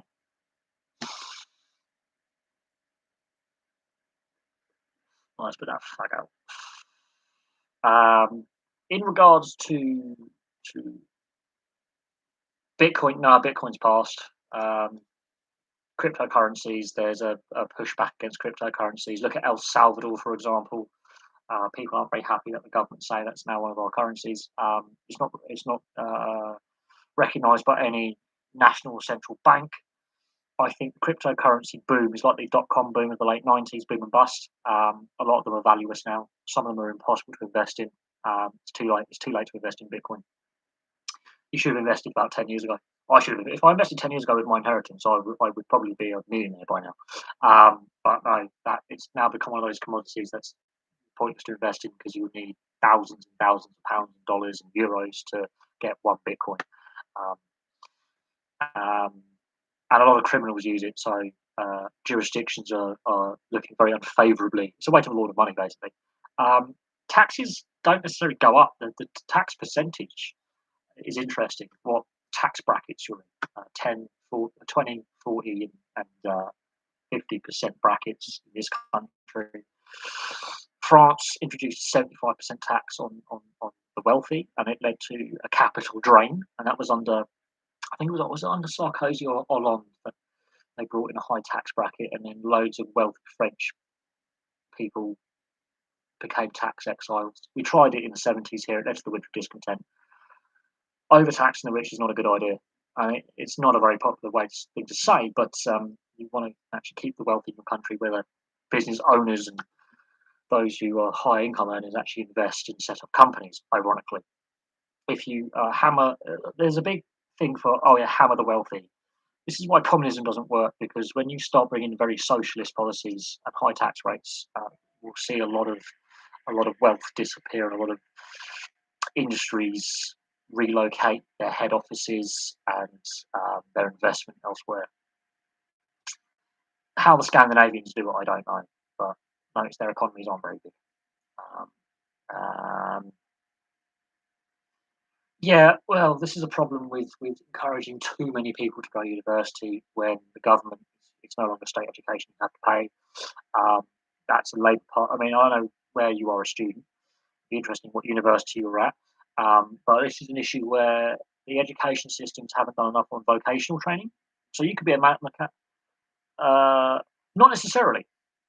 Not necessarily under communism. Ironically, because we're still if you are of the communist, you're at Coventry, okay. So you're based in Britain. The point is, tuition fees were brought in under the Labour government in 1997, and they were capped at £3,000 until 2010. That cap has now risen the education policy from 97 until now has been too weighted in favour of encouraging as many people from as many backgrounds to go to university, which is not necessarily a bad thing in trying to encourage poorer students to get to university. I'm not, nothing against that, but there's not enough. There's a reason why we have a skills gap, and there's a reason why so many people leave university with degrees. You can't find employment in their degree. Basically, one of the reasons why I didn't go to university, I wanted to go to the workplace. It's only in the last couple of months that I've had money issues, and that's partly being signed off work sick. But the drive to get people into university has come with drawbacks. There's been a massive skills gap in the last 24 years in regards to not enough vocational training. A lot of vocational, what were they called? Polytechnics, which were basically training colleges, have now become universities, and they offer degrees, which is fine. We've lost the Polytechnic, which is basically a vocational equivalent of university. We've lost that in the last 30 years. We've lost the Polytechnics, which were crucial in filling the skills gap that the UK and in fact a lot of Europe now faces. There's been too much of a drive for getting as many people in university as possible, and not enough emphasis put on vocational training. So yes, you're doing an engineer qualification, but you could have done engineering and learnt the skills as a trade with an apprenticeship. And that has there's been neglect in vocational qualifications, and there's a skills gap. And what we've seen since 2004 is Western Europe has imported labour from Eastern and Central Europe with the expansion of the EU into Central and Eastern Europe. And again, you're saying you've done a degree apprenticeship and there's few available, and that is a flaw in the education system. Massive flaw in the education system. And I've been lucky in all the jobs I've done. I've done a lot in logistics, and I could have done my forklift licenses, and I could have done my JCB licenses down the track had I stayed in warehousing and factory work and logistics. That was a gateway open to me, which then I can take on to another job, and the company would have paid for that. But HGV licenses, a lot of companies don't pay for HGV licenses anymore. You've got to pay for it yourself. Forklift training and JCB, you've got to pay for it yourself. You've got to get your tickets, and then when you're in your probation period, it's very hard to find employment when you've got your initial ticket, which is a pain in the arse. What we're seeing is there's a skills gap, and then you have the needs, not in training or education or employment. Young people under the age of 25, between the ages of 18 and 25, or 16 and 25, who are long-term unemployed. And there was a period where I had issues with employment. The variety of issues behind that, I'm not going to go into it, but the last time I claimed benefit was in 2012. I've made it my mission. I mean, I was out of work for all of a weekend. I started my new job literally. I handed my notice. I applied for my current job on the Thursday, the last day of September. On the first day of October, I handed my notice in at my previous employer, and the following Monday, so 2 weeks ago on Monday, I started my new job, had my induction. So when people say there's no work out there is work out there. It just waste disposal. Very interesting in the last 2 years. I've been doing my current kind of job for 2.5 years now. It's very interesting. I've worked for 3 separate councils. All 3 of them subcontract the work out to a private company. Very interesting. If it's a Conservative-led council, the waste disposal and utilities are done, like the road working is done by a private firm. Ironically, for a Labour-led council, normally done in-house. I don't know about Liberal, Democrat, and Brighton, I believe, is in-house, which is a Green Party council. So it does actually depend, ironically, on if you're on the right of centre or the left of centre politically, how councils operate. So in my local area, you've got Reading Council, which is in-house for a lot of their services. Slough Council's in-house, they're bankrupt. Wokingham Council was private, so everything's private. West Berkshire, everything's private. Bracknell Forest, everything's private. Windsor and Maidenhead, everything's private. Apart from there's a few council-related contracts there, but they're cutting back on the council-related contracts. I'm trying to think now. I'm stumped. Surrey, it's a mix in Surrey. We should ask for an increase in wage. That's interesting. I'm technically an agency contractor at the moment. I've got to do 12 weeks, and then I become full time. Where I was at my previous employment, there was issues with the union over pay talks. They nearly came to a strike at the last set of pay talks, and I had just joined the company. This current round of pay talks, they've been told this is the final offer. We're not going to offer you another offer. The union has rejected that offer. One of the reasons why I left. There was other things going on as well with a change to the contract and how they deal with the council contract that I didn't agree with, and I felt that we weren't being listened to in that regard. In various things, there was other things going on at my previous employment that affected my relationship with my then girlfriend, who's now left me. Mental and physical health as well. A lot of things going on there. In regards to asking for an increase in wage, great, have fun with that. I'm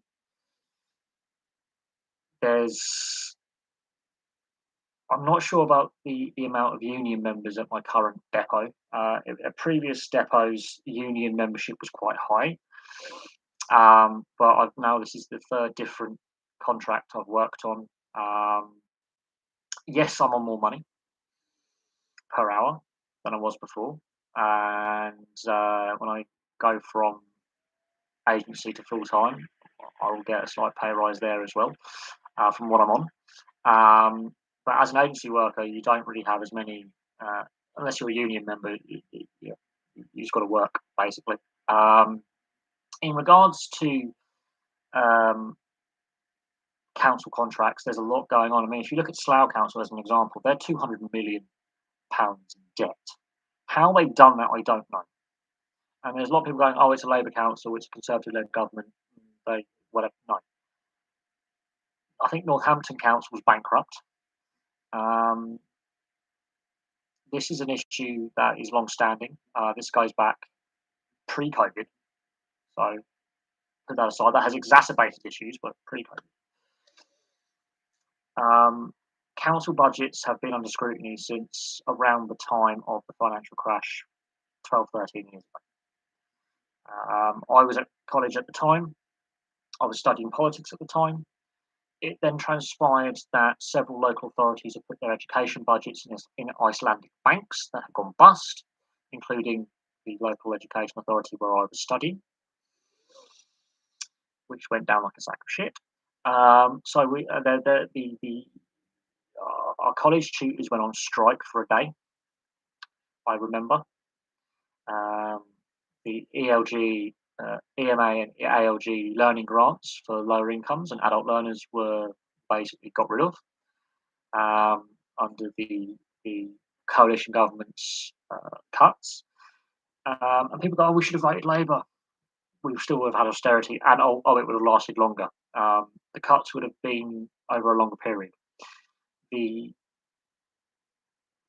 The various policy institutes and those who were coming up with the manifestos, the Miliband's and it was Ed Miliband, who was the opposition leader at the time, said basically has admitted, yes, no, we would have done very similar to the coalition, and then later on the Cameron government, before he stood down, before Theresa May took over, they said our policy would have been very, very similar. We would have cut in different areas. The Lib Dems, again, if you look at their manifesto pre-2010, they again were like, we need to control fiscal spending. Again, it would have been different had we had a majority-led Liberal Democrat government in 2010. Their manifesto, again, may have ring-fenced certain spending, but again, spending cuts would have been probably still ongoing. Had COVID not impacted and Brexit not impacted, austerity should have ended next year, which would have been 12 years of it. I don't know. I mean, the current government we have the Chancellor possibly is the only one with any competence within the government right now. Personal opinion. Grant Shapps maybe in the Ministry of Transport as well, possibly. But there's been so many. I mean, the cull of decent front benches from the Conservative Party and the weakness of the Labour Party and some of the duffers they have there, and the fact that the Lib Dems are now, well, tiny in Parliament. While they have some good ideas, they're a minority party now. On a national level, there's definitely been a polarization in politics. The what's happened in Essex is a highlight of the issue of the polarization that we have. Very similar to the Amess killing, very similar to Joe Cox's killing several years ago. And there has been, since 2016, a definite rise in the polarization of the political spectrum. The Conservative Party is lurched to the right. The Labour Party is split. Should it remain centre left or left wing? The Lib Dem position is very centrist. The mess that we see. I mean, I voted at the 2019 election, and I voted for an independent in my constituency, and where I was living at the time. The fixed term parliament limit was a mistake brought in, which I think we are seeing legislation to remove that. I fear that I don't know what political outcome will be. The fact that Labour lost so badly at the last election and massively so, I think the Lib Dems are in a position where they can pick up a lot of the centrist voters who are very dissatisfied with the two main parties and could gain a lot of seats.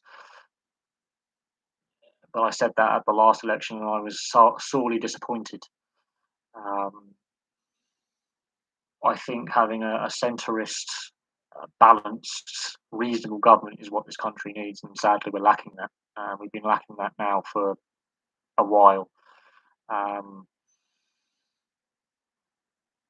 that is troubling. It is troubling.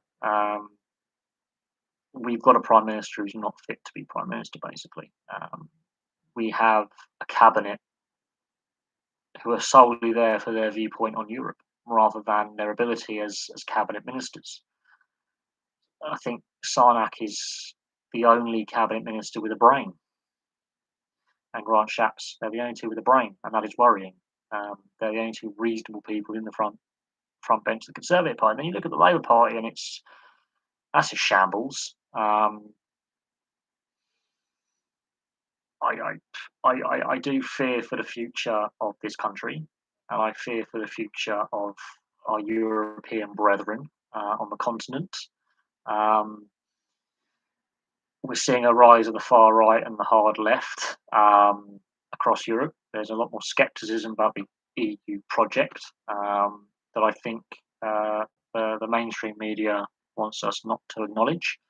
The fact that extremist populist parties are now in seats of government, if you look at Italy and you look at Hungary and you look at Poland, you look at Germany with the AfD, you look at France with the Front National, and the fact that people from ethnic minorities are joining the Front National in France is worrying, considering what they were set up to be originally, and they've rebranded themselves a little bit, but they're very anti-EU in the sense, and if President Macron is as unpopular as he continues to be, we could see a right-wing populist government in France. We've got populist left and right-wing parties in the Italian government. Hungary is very right-wing under Orbán. The Polish government is xenophobically right-wing. And we have caretaker governments in Holland and Germany at the moment. Rutte in Holland is still trying to form a coalition government, and that's been going on for like 7-8 months. And in Germany, Merkel, while she is caretaker chancellor, they can't bring any new legislation. So Germany and Holland are technically paralysed should anything happen that requires immediate legislative action. They're just there to make sure the day-to-day running of government takes place.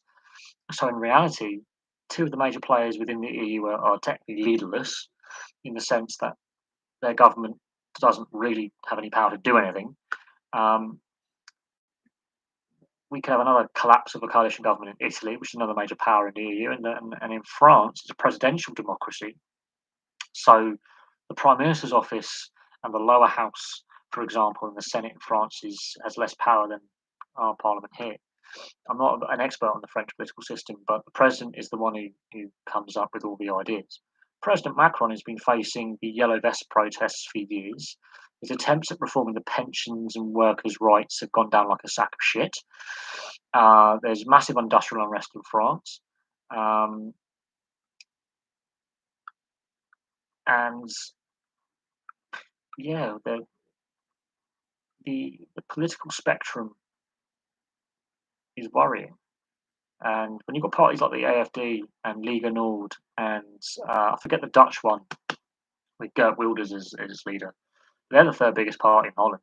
When you've got these populist parties on left or right with a lot of racist undertones and a lot of um, neo-Marxist undertones on the left, um, it is very, very worrying. And there is, yeah, a concern that Europe, we're repeating the mistakes of the 1920s and 30s, a century ago.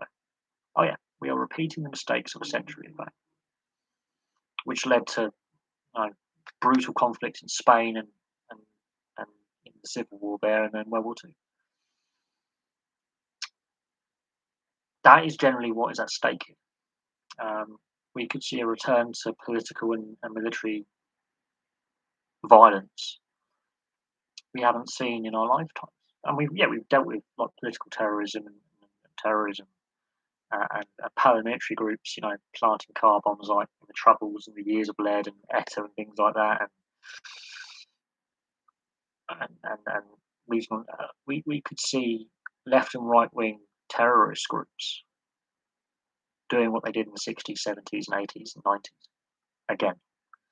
And yeah, that's happening in my lifetime, but in many people's lifetime, they don't remember, ETA. They don't remember November 17 in Greece and the left. That's a left wing militant organisation killing people. The PPK with their campaign against the Turkish community, especially in Germany, leaving bombs and outside embassies and Turkish businesses and Turkish communities and Turkish neighbourhoods. The Red Brigades in Germany and Italy.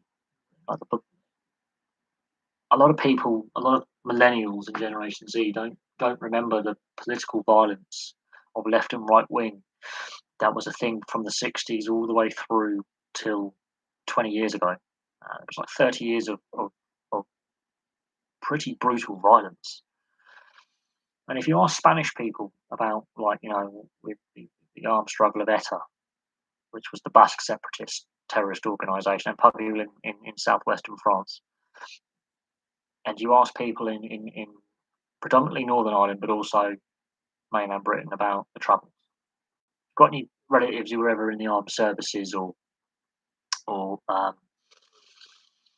up in that?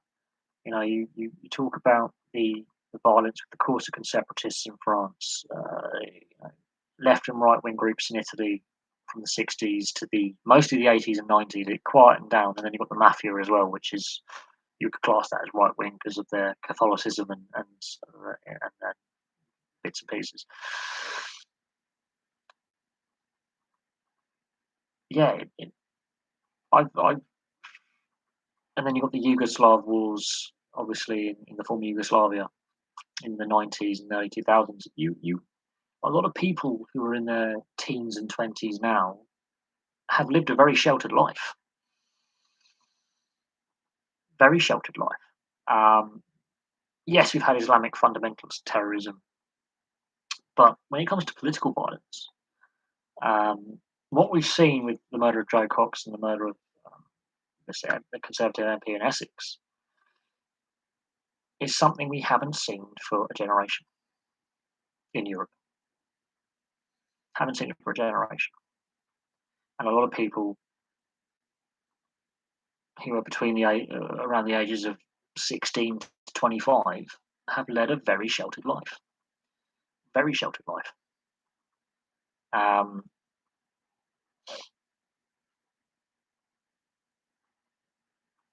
there was a period in Italian history where it was called the Years of Lead for a reason. It started in the 60s in Milan when a police officer was shot, and it's carried on until it peaked in the 80s. And as the 90s came along and the mafia, it predominantly became the mafia towards the end that were planting car bombs and assassinating public figures. But as the Cold War ended, the political terrorism that was a thing between left and right wing sort of disappeared and started to fizzle out, and ceasefires were declared from these terrorist organisations, and they ceased their bombing campaigns and their assassinations and activities. And it's been in recent years with the polarization that we're seeing a rise of it again. And as I say, yeah, young people in this country and across Europe have led a very sheltered existence. Take Islamic terrorism out of it and a few right wing incidents out of it, it's a very sheltered existence. And yeah, a drama degree is the most pointless degree ever. It can be. I've got friends who've done film degrees who work in the film industry and the TV industry, um, and I've got others who've done degrees who have never had a job in the degree they've studied in. They're flipping burgers at Burger King, or they're working as a shelf staffer at Tesco, or a cashier at Tesco. Yeah, I do know people who've gone and done their university degrees who don't have a career in the subject they've studied. And there are others that I know have done degrees and have done very well. And a few of my friends are teachers and gone into education and become teachers, and are doing very, very well at that. But I've got other friends who've done degrees who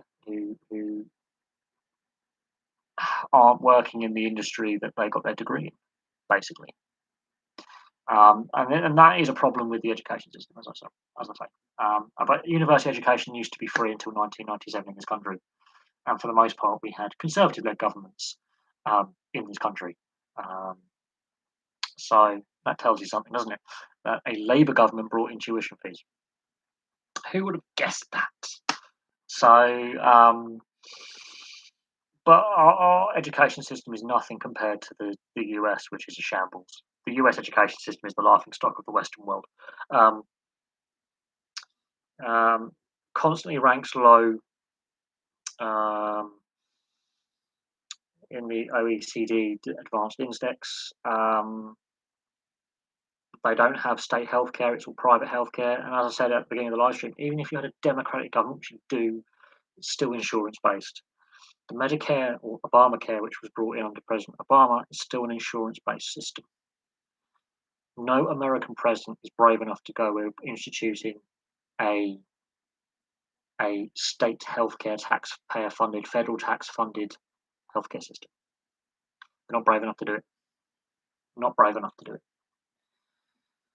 And I fear that, yeah, well, I fear that will never come to pass in the US. That's why a lot of Americans go to Canada, or we used to go to Canada until the border was shut because of COVID, to get medications. Because, let's say, insulin or certain types of painkillers are so much cheaper in Canada that they were health tourists because they couldn't afford to get their medications south of the border.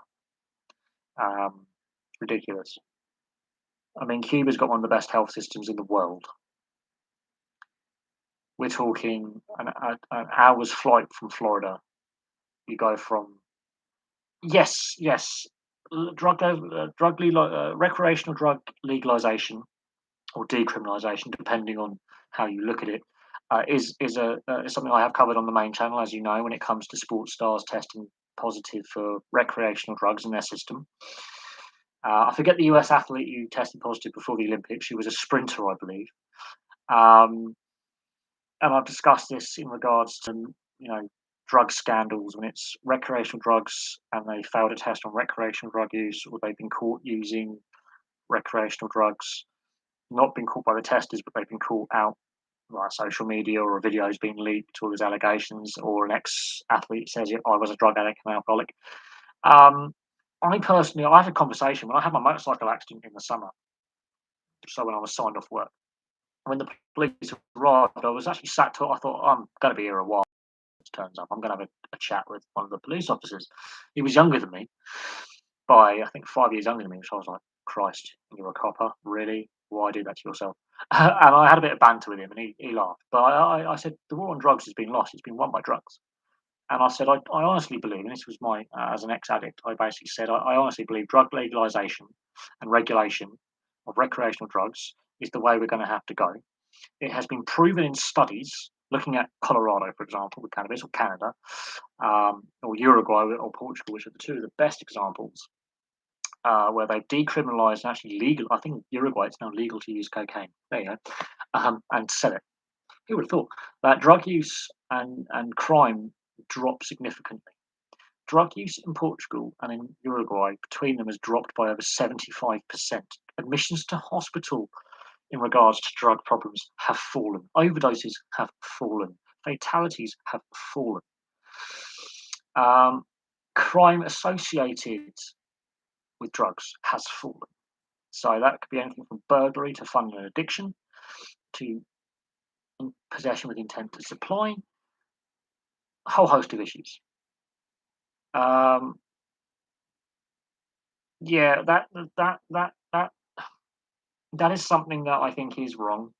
When I was at college at Reading, my second college, there was a guy who used to turn up every day selling weed and other drugs. He would get on campus and he was basically just selling his drugs cheap to get us interested in buying in bulk. Um, we had my first college in Bracknell. We had knife and gun barriers up. There was an incident involving uh, a gang-related incident involving several gangs that were linked to the education, which is ironic. Where at the local train stations, obviously all the students up and down the Thames Valley. I mean, I lived in Bracknell, and I had friends who went to college in Reading and in Staines, which is on the edge of West London, edge of Surrey. And there was an issue to do with our Christmas social that December, where there was a stabbing. The following Monday, there was some gang-related violence. Friends were phoning me going, "You've got to see this." From Staines to Reading, on every train, there was gangs of street gangs, basically, fighting each other. They were ripping up the paving slabs, stabbing each other, all sorts. This is back in 2006, beginning 2007. By 2007, in the aftermath of that, came into college one day and they had the knife barriers up. We were told to empty out our bags and put everything into open containers, so see-through containers, all our property. Put everything through a scanner. Go through. We had 2 students caught with knives, 1 student caught with a firearm, and 7 students caught with drugs. And this was at a time when cannabis was still a Class B. So caught in possession with a Class B, looking at 5 to 10 custodial if you were caught supplying at the time, under the strictest guidelines. That was, I think, 10 students were on the spot, all of them arrested, all of them charged with various offences. When I went to Reading College, same thing happened again. Several years later, a student was caught with a knife, another student was caught with a firearm.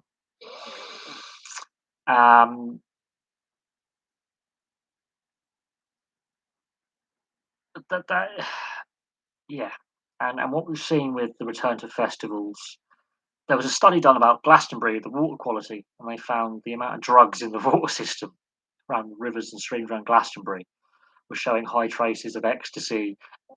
The southeast, no, the Midlands is a dump as well. I've worked in the Midlands. My dad used to live in the Midlands, Birmingham, Wolverhampton. Trust me, it's not pleasant. It's not pleasant up there. It's not very nice.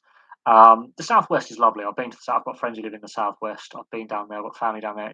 I have to admit, in comparison, when I went to Exeter to see my friend Paul several years ago for Easter, he lives in one of the roughest areas of Exeter. I was not a local in his local pub. We had no problems. No problems. There were some bastards in that boozer, and I tell you now, they were like, "Oh, is this your mate? Have a pint on us," and they were very welcoming. Yeah, the southeast where I live. I mean, a stone's throw from my block of flats. Now I live in a very wealthy area. This block of flats is obviously not so wealthy, but 5 minutes around the corner is one of the most deprived estates, and you wouldn't know it. We call it Disneyland. Half the houses are boarded up. It's hidden out of sight, out of mind. It is literally. I walk down the road.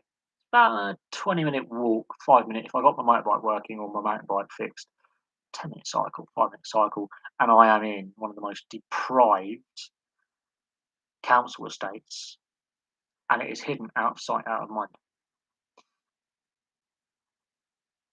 Out of sight, out of mind. Reading, our borough where I work, Wokingham, Woodley, and Whitley, very close together. Lower Early. You go from parts of Woodley are quite nice, and Shinfield, and you go into Whitley Wood, and you're like, shit, I want to get out of here. Yeah, that's called gentrification.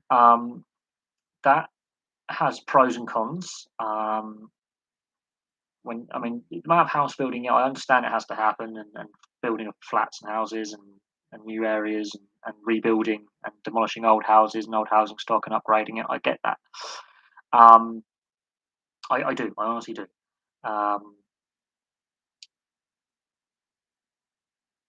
The issue when you gentrify is you may have a poorer working class community, but crime may not be the problem necessarily. It may have high employment rates but low wages, for example. There's a council estate in Sheffield that's like 20,000 people. The crime rate there is actually very, very low, and a lot of people have remained council tenants. Other people have bought their council houses, and the rate of employment in that part of Sheffield is actually quite high. There's been no move to gentrify that estate. We've seen it in Greater London. A friend of mine lives in Brockley, which I call it's Catford basically, but Brockley is part. And they have gentrified it. Shoreditch, Brixton, the old docks around the Isle of Dogs, and it does create social upheaval, and locals feel they're being priced out. You get compulsory purchases, council tenants get moved, housing association tenants get moved, and it does create social upheaval. Hasn't gone down well. There are some pros and cons. I do social gentrification pros and cons, and we've seen pushback against forced gentrification. Well, I do agree urban renewal is important, and it needs to be thought through and done in the right way. There's a way to do it, and there's a way not to do it, in my opinion. A friend of mine has recently moved to Telford not that long ago. His dad's moved up there to live near him. His dad's got health issues. He's had his first baby. He's obviously settled with his partner. They're getting married soon. I'm going up there to visit him at some point, probably in the new year when things settle down a bit with the new job and we get through the winter.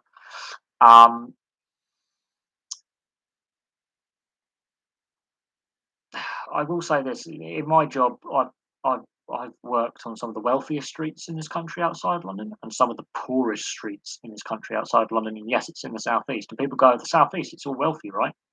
The only deprivation's in the north. That is a load of BS. There are some parts. I mean, with my ex-partner years ago, she lived in Sunbury. Across the road is Sunbury Cross, the other side of the M3. Some of the most deprived housing in outside of London in the southeast. The town with the most deprivation and the lowest average wage is Clacton in Essex. Clacton-upon-Sea in Essex. It is the most deprived area in the UK, and it's in the southeast. Um, Weymouth, people go, Weymouth, I was on the south coast, a lovely seaside resort. A massive issue with heroin. Massive issue with heroin. I went there for my granddad's funeral. Um, Beautiful part of the country on the Jurassic Coast, but heroin is a massive social problem in Weymouth. It's classed as South Central, not quite in the West Country. The lowest average salaries in the UK, Cornwall.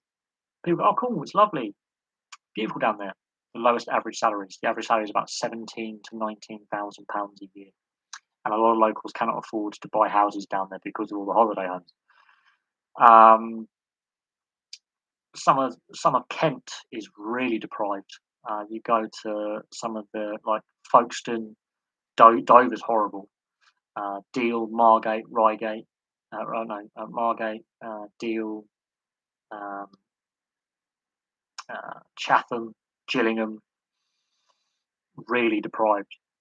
Rochester, really, the Medway area is very, very deprived. Um, the old Kent coalfields have gone. Uh, the Kent parts of Kent very, very poor. Brighton, everything's Brighton. It's lovely seaside town. A lot of deprivation in Brighton, but then again, you've got a Green Party council, so there's a hobo camp on the beach. Yes, it's not a protest camp. There's actual homeless people living on the beach. There's a massive issue with heroin in Brighton. Hove, the other part of Brighton and Hove and Shoreham, quite pleasant. Brighton itself, it makes London look pretty. It makes some rough parts of London look nice. Brighton has got a lot of deprivation. I go there a lot, especially with motorcycles and all that kind of hoo ha. Done a lot of motorcycle meetups down there. It's a nice ride down there as well. It's not doesn't take me that long to get down there on the little A roads. Brighton has got a lot of deprivation. A lot of deprivation. It's not as nice. Eastbourne is not as nice. I mean, I think Hastings and all these lovely South Coast towns are really, really nice. They're not. They are really deprived areas that drastically need investment and job opportunities that aren't tourism related. And it's yeah, it's not pleasant. Not pleasant. And the southeast does have a lot of social deprivation and inequality. People don't realise that. People go, "Oh, the southeast is all wealthy." Quite literally, a stone's throw from where I live is it's a tiny little state. It's not very big. So deprived. And I was doing the bins there yesterday, and I was nearly in tears, going, "How is this possible in this day and age in 2021?" And half the houses are boarded up.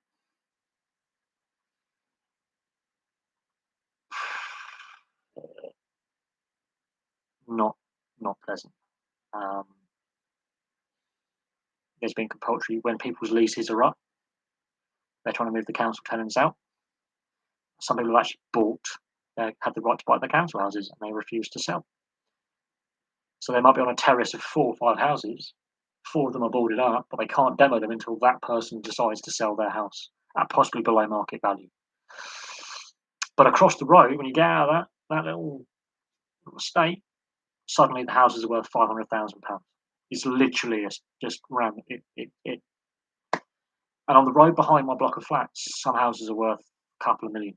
And then there's one house near here that's worth £8.5 million, literally within this postcode. And you have deprivation like that within a stone's throw. It is ridiculous. And this is Wokingham is one of the richer boroughs in the UK.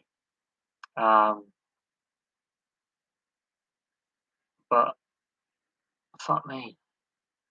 Seriously, within a couple of streets, you go from really nice housing, suburbia is like leafy suburbia, to some of the worst housing I've ever seen. I've worked in some of the roughest estates in the southeast of England as a bin man. I have seen some really rough estates. That one shocked me. Absolutely shocked me. I've worked and commuted to Reading for college. And I've seen, yeah, I've got friends who live there. I was just stunned. I've got friends who live in Slough, and Slough has got some deprivation and some problems, a lot of problems recently with a lot of gang crime. People go to the southeast. It's no, people go to Bracknell. It's boring. Nothing happens there. It's because no one reports anything to the police. I've lived in a squat in Bracknell. Trust me, there are some very nasty areas. There are, yeah, some very not so nice bits of it. But I've emptied the bins on some of the most expensive houses in the country, and then round the corner. My job before my last one, 2 jobs ago. So when I first moved to this flat, um, Windlesham and Chobham have got some. It's got the most. Windlesham's got the most expensive house in the country ever. Private, non-royal, non-government owned property in the country. A stone's throw. And I'm saying a stone's throw from that house is a nasty little council estate. When I say nasty little council estate, it's unbelievable. You can go from some of the wealthiest, biggest houses, like Brian May's house, for example, Brian Blessed's house, and a stone's throw. You're in you've got a traveller camp that is not big enough, and you've got some of the what I wouldn't call it nasty in Chobham, but you go from one of the wealthiest property owners, one of the most expensive house in the country, to a council estate where drug use is rife, and it's a tiny little estate. It's on the main road in Chobham.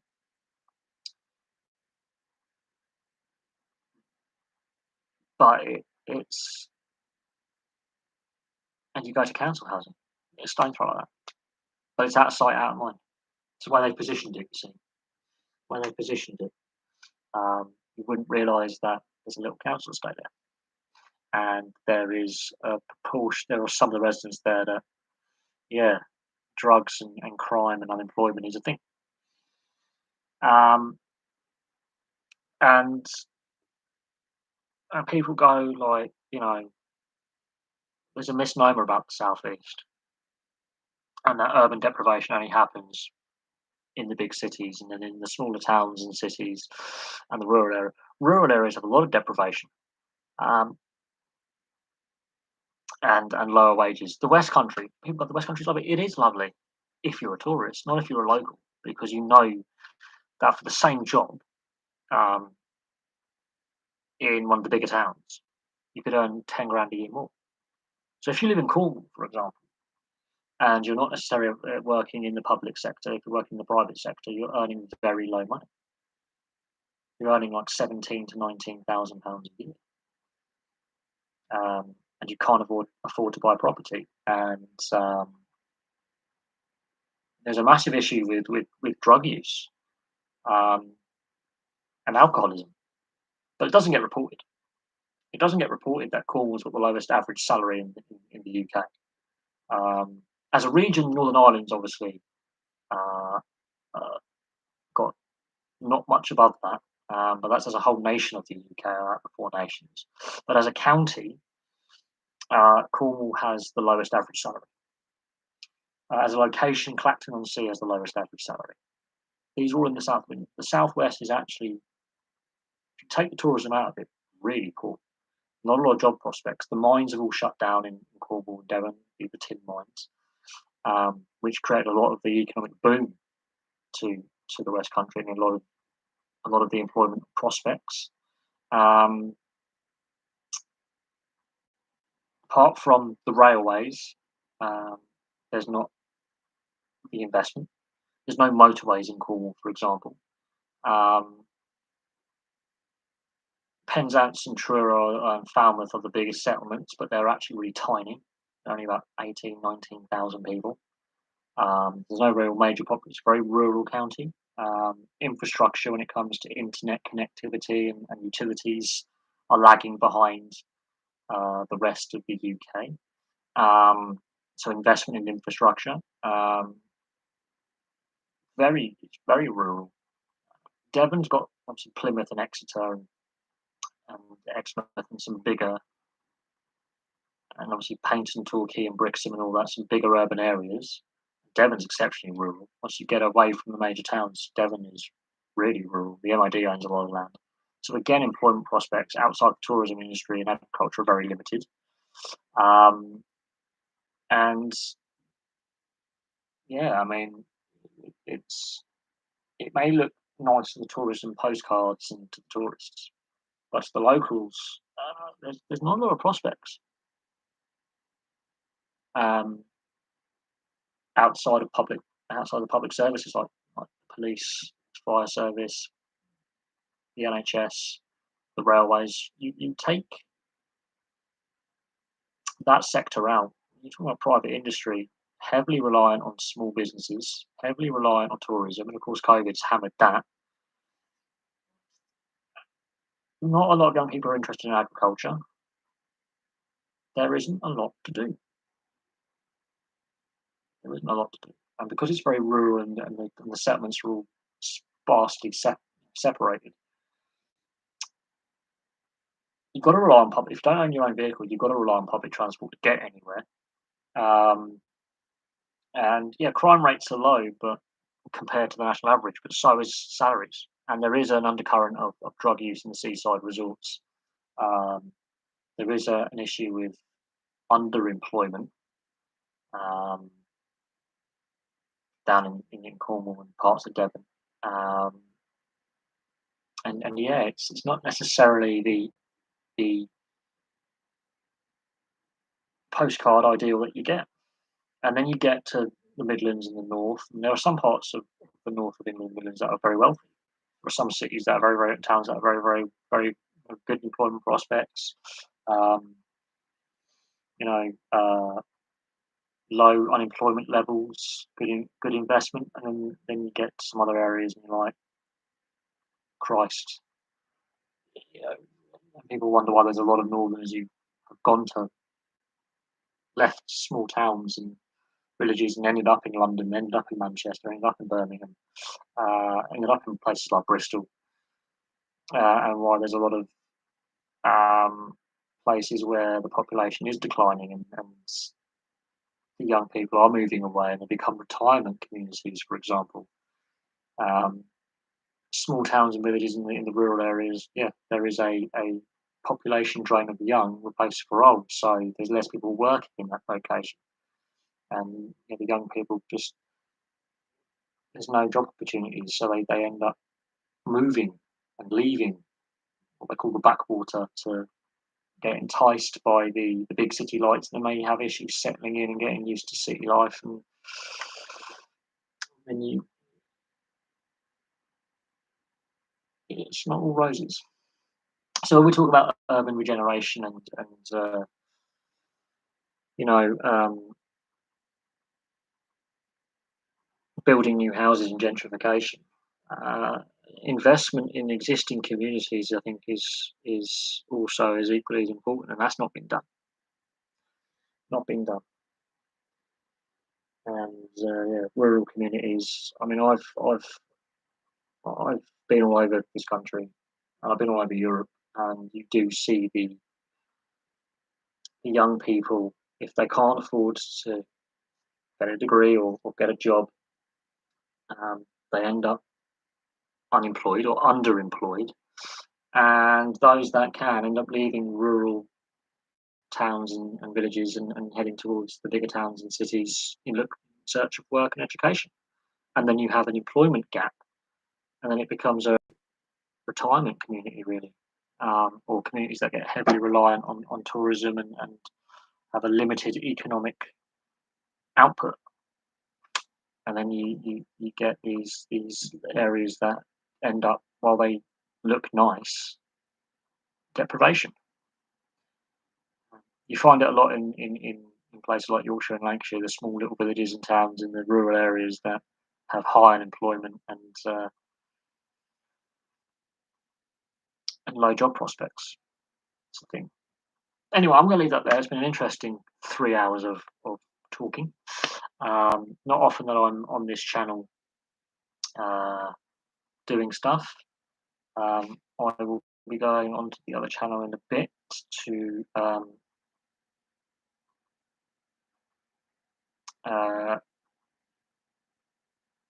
obviously post some content, and maybe a live stream tonight, and maybe a live stream tomorrow. But thank you very much for watching. Obviously there may be some more content on this channel soon. I've got to do some Netflix reviews on some TV series. I'll be doing a preview of The Witcher 2, I think, at some point. Thank you very much for watching, and I'll have some more videos for you very, very soon.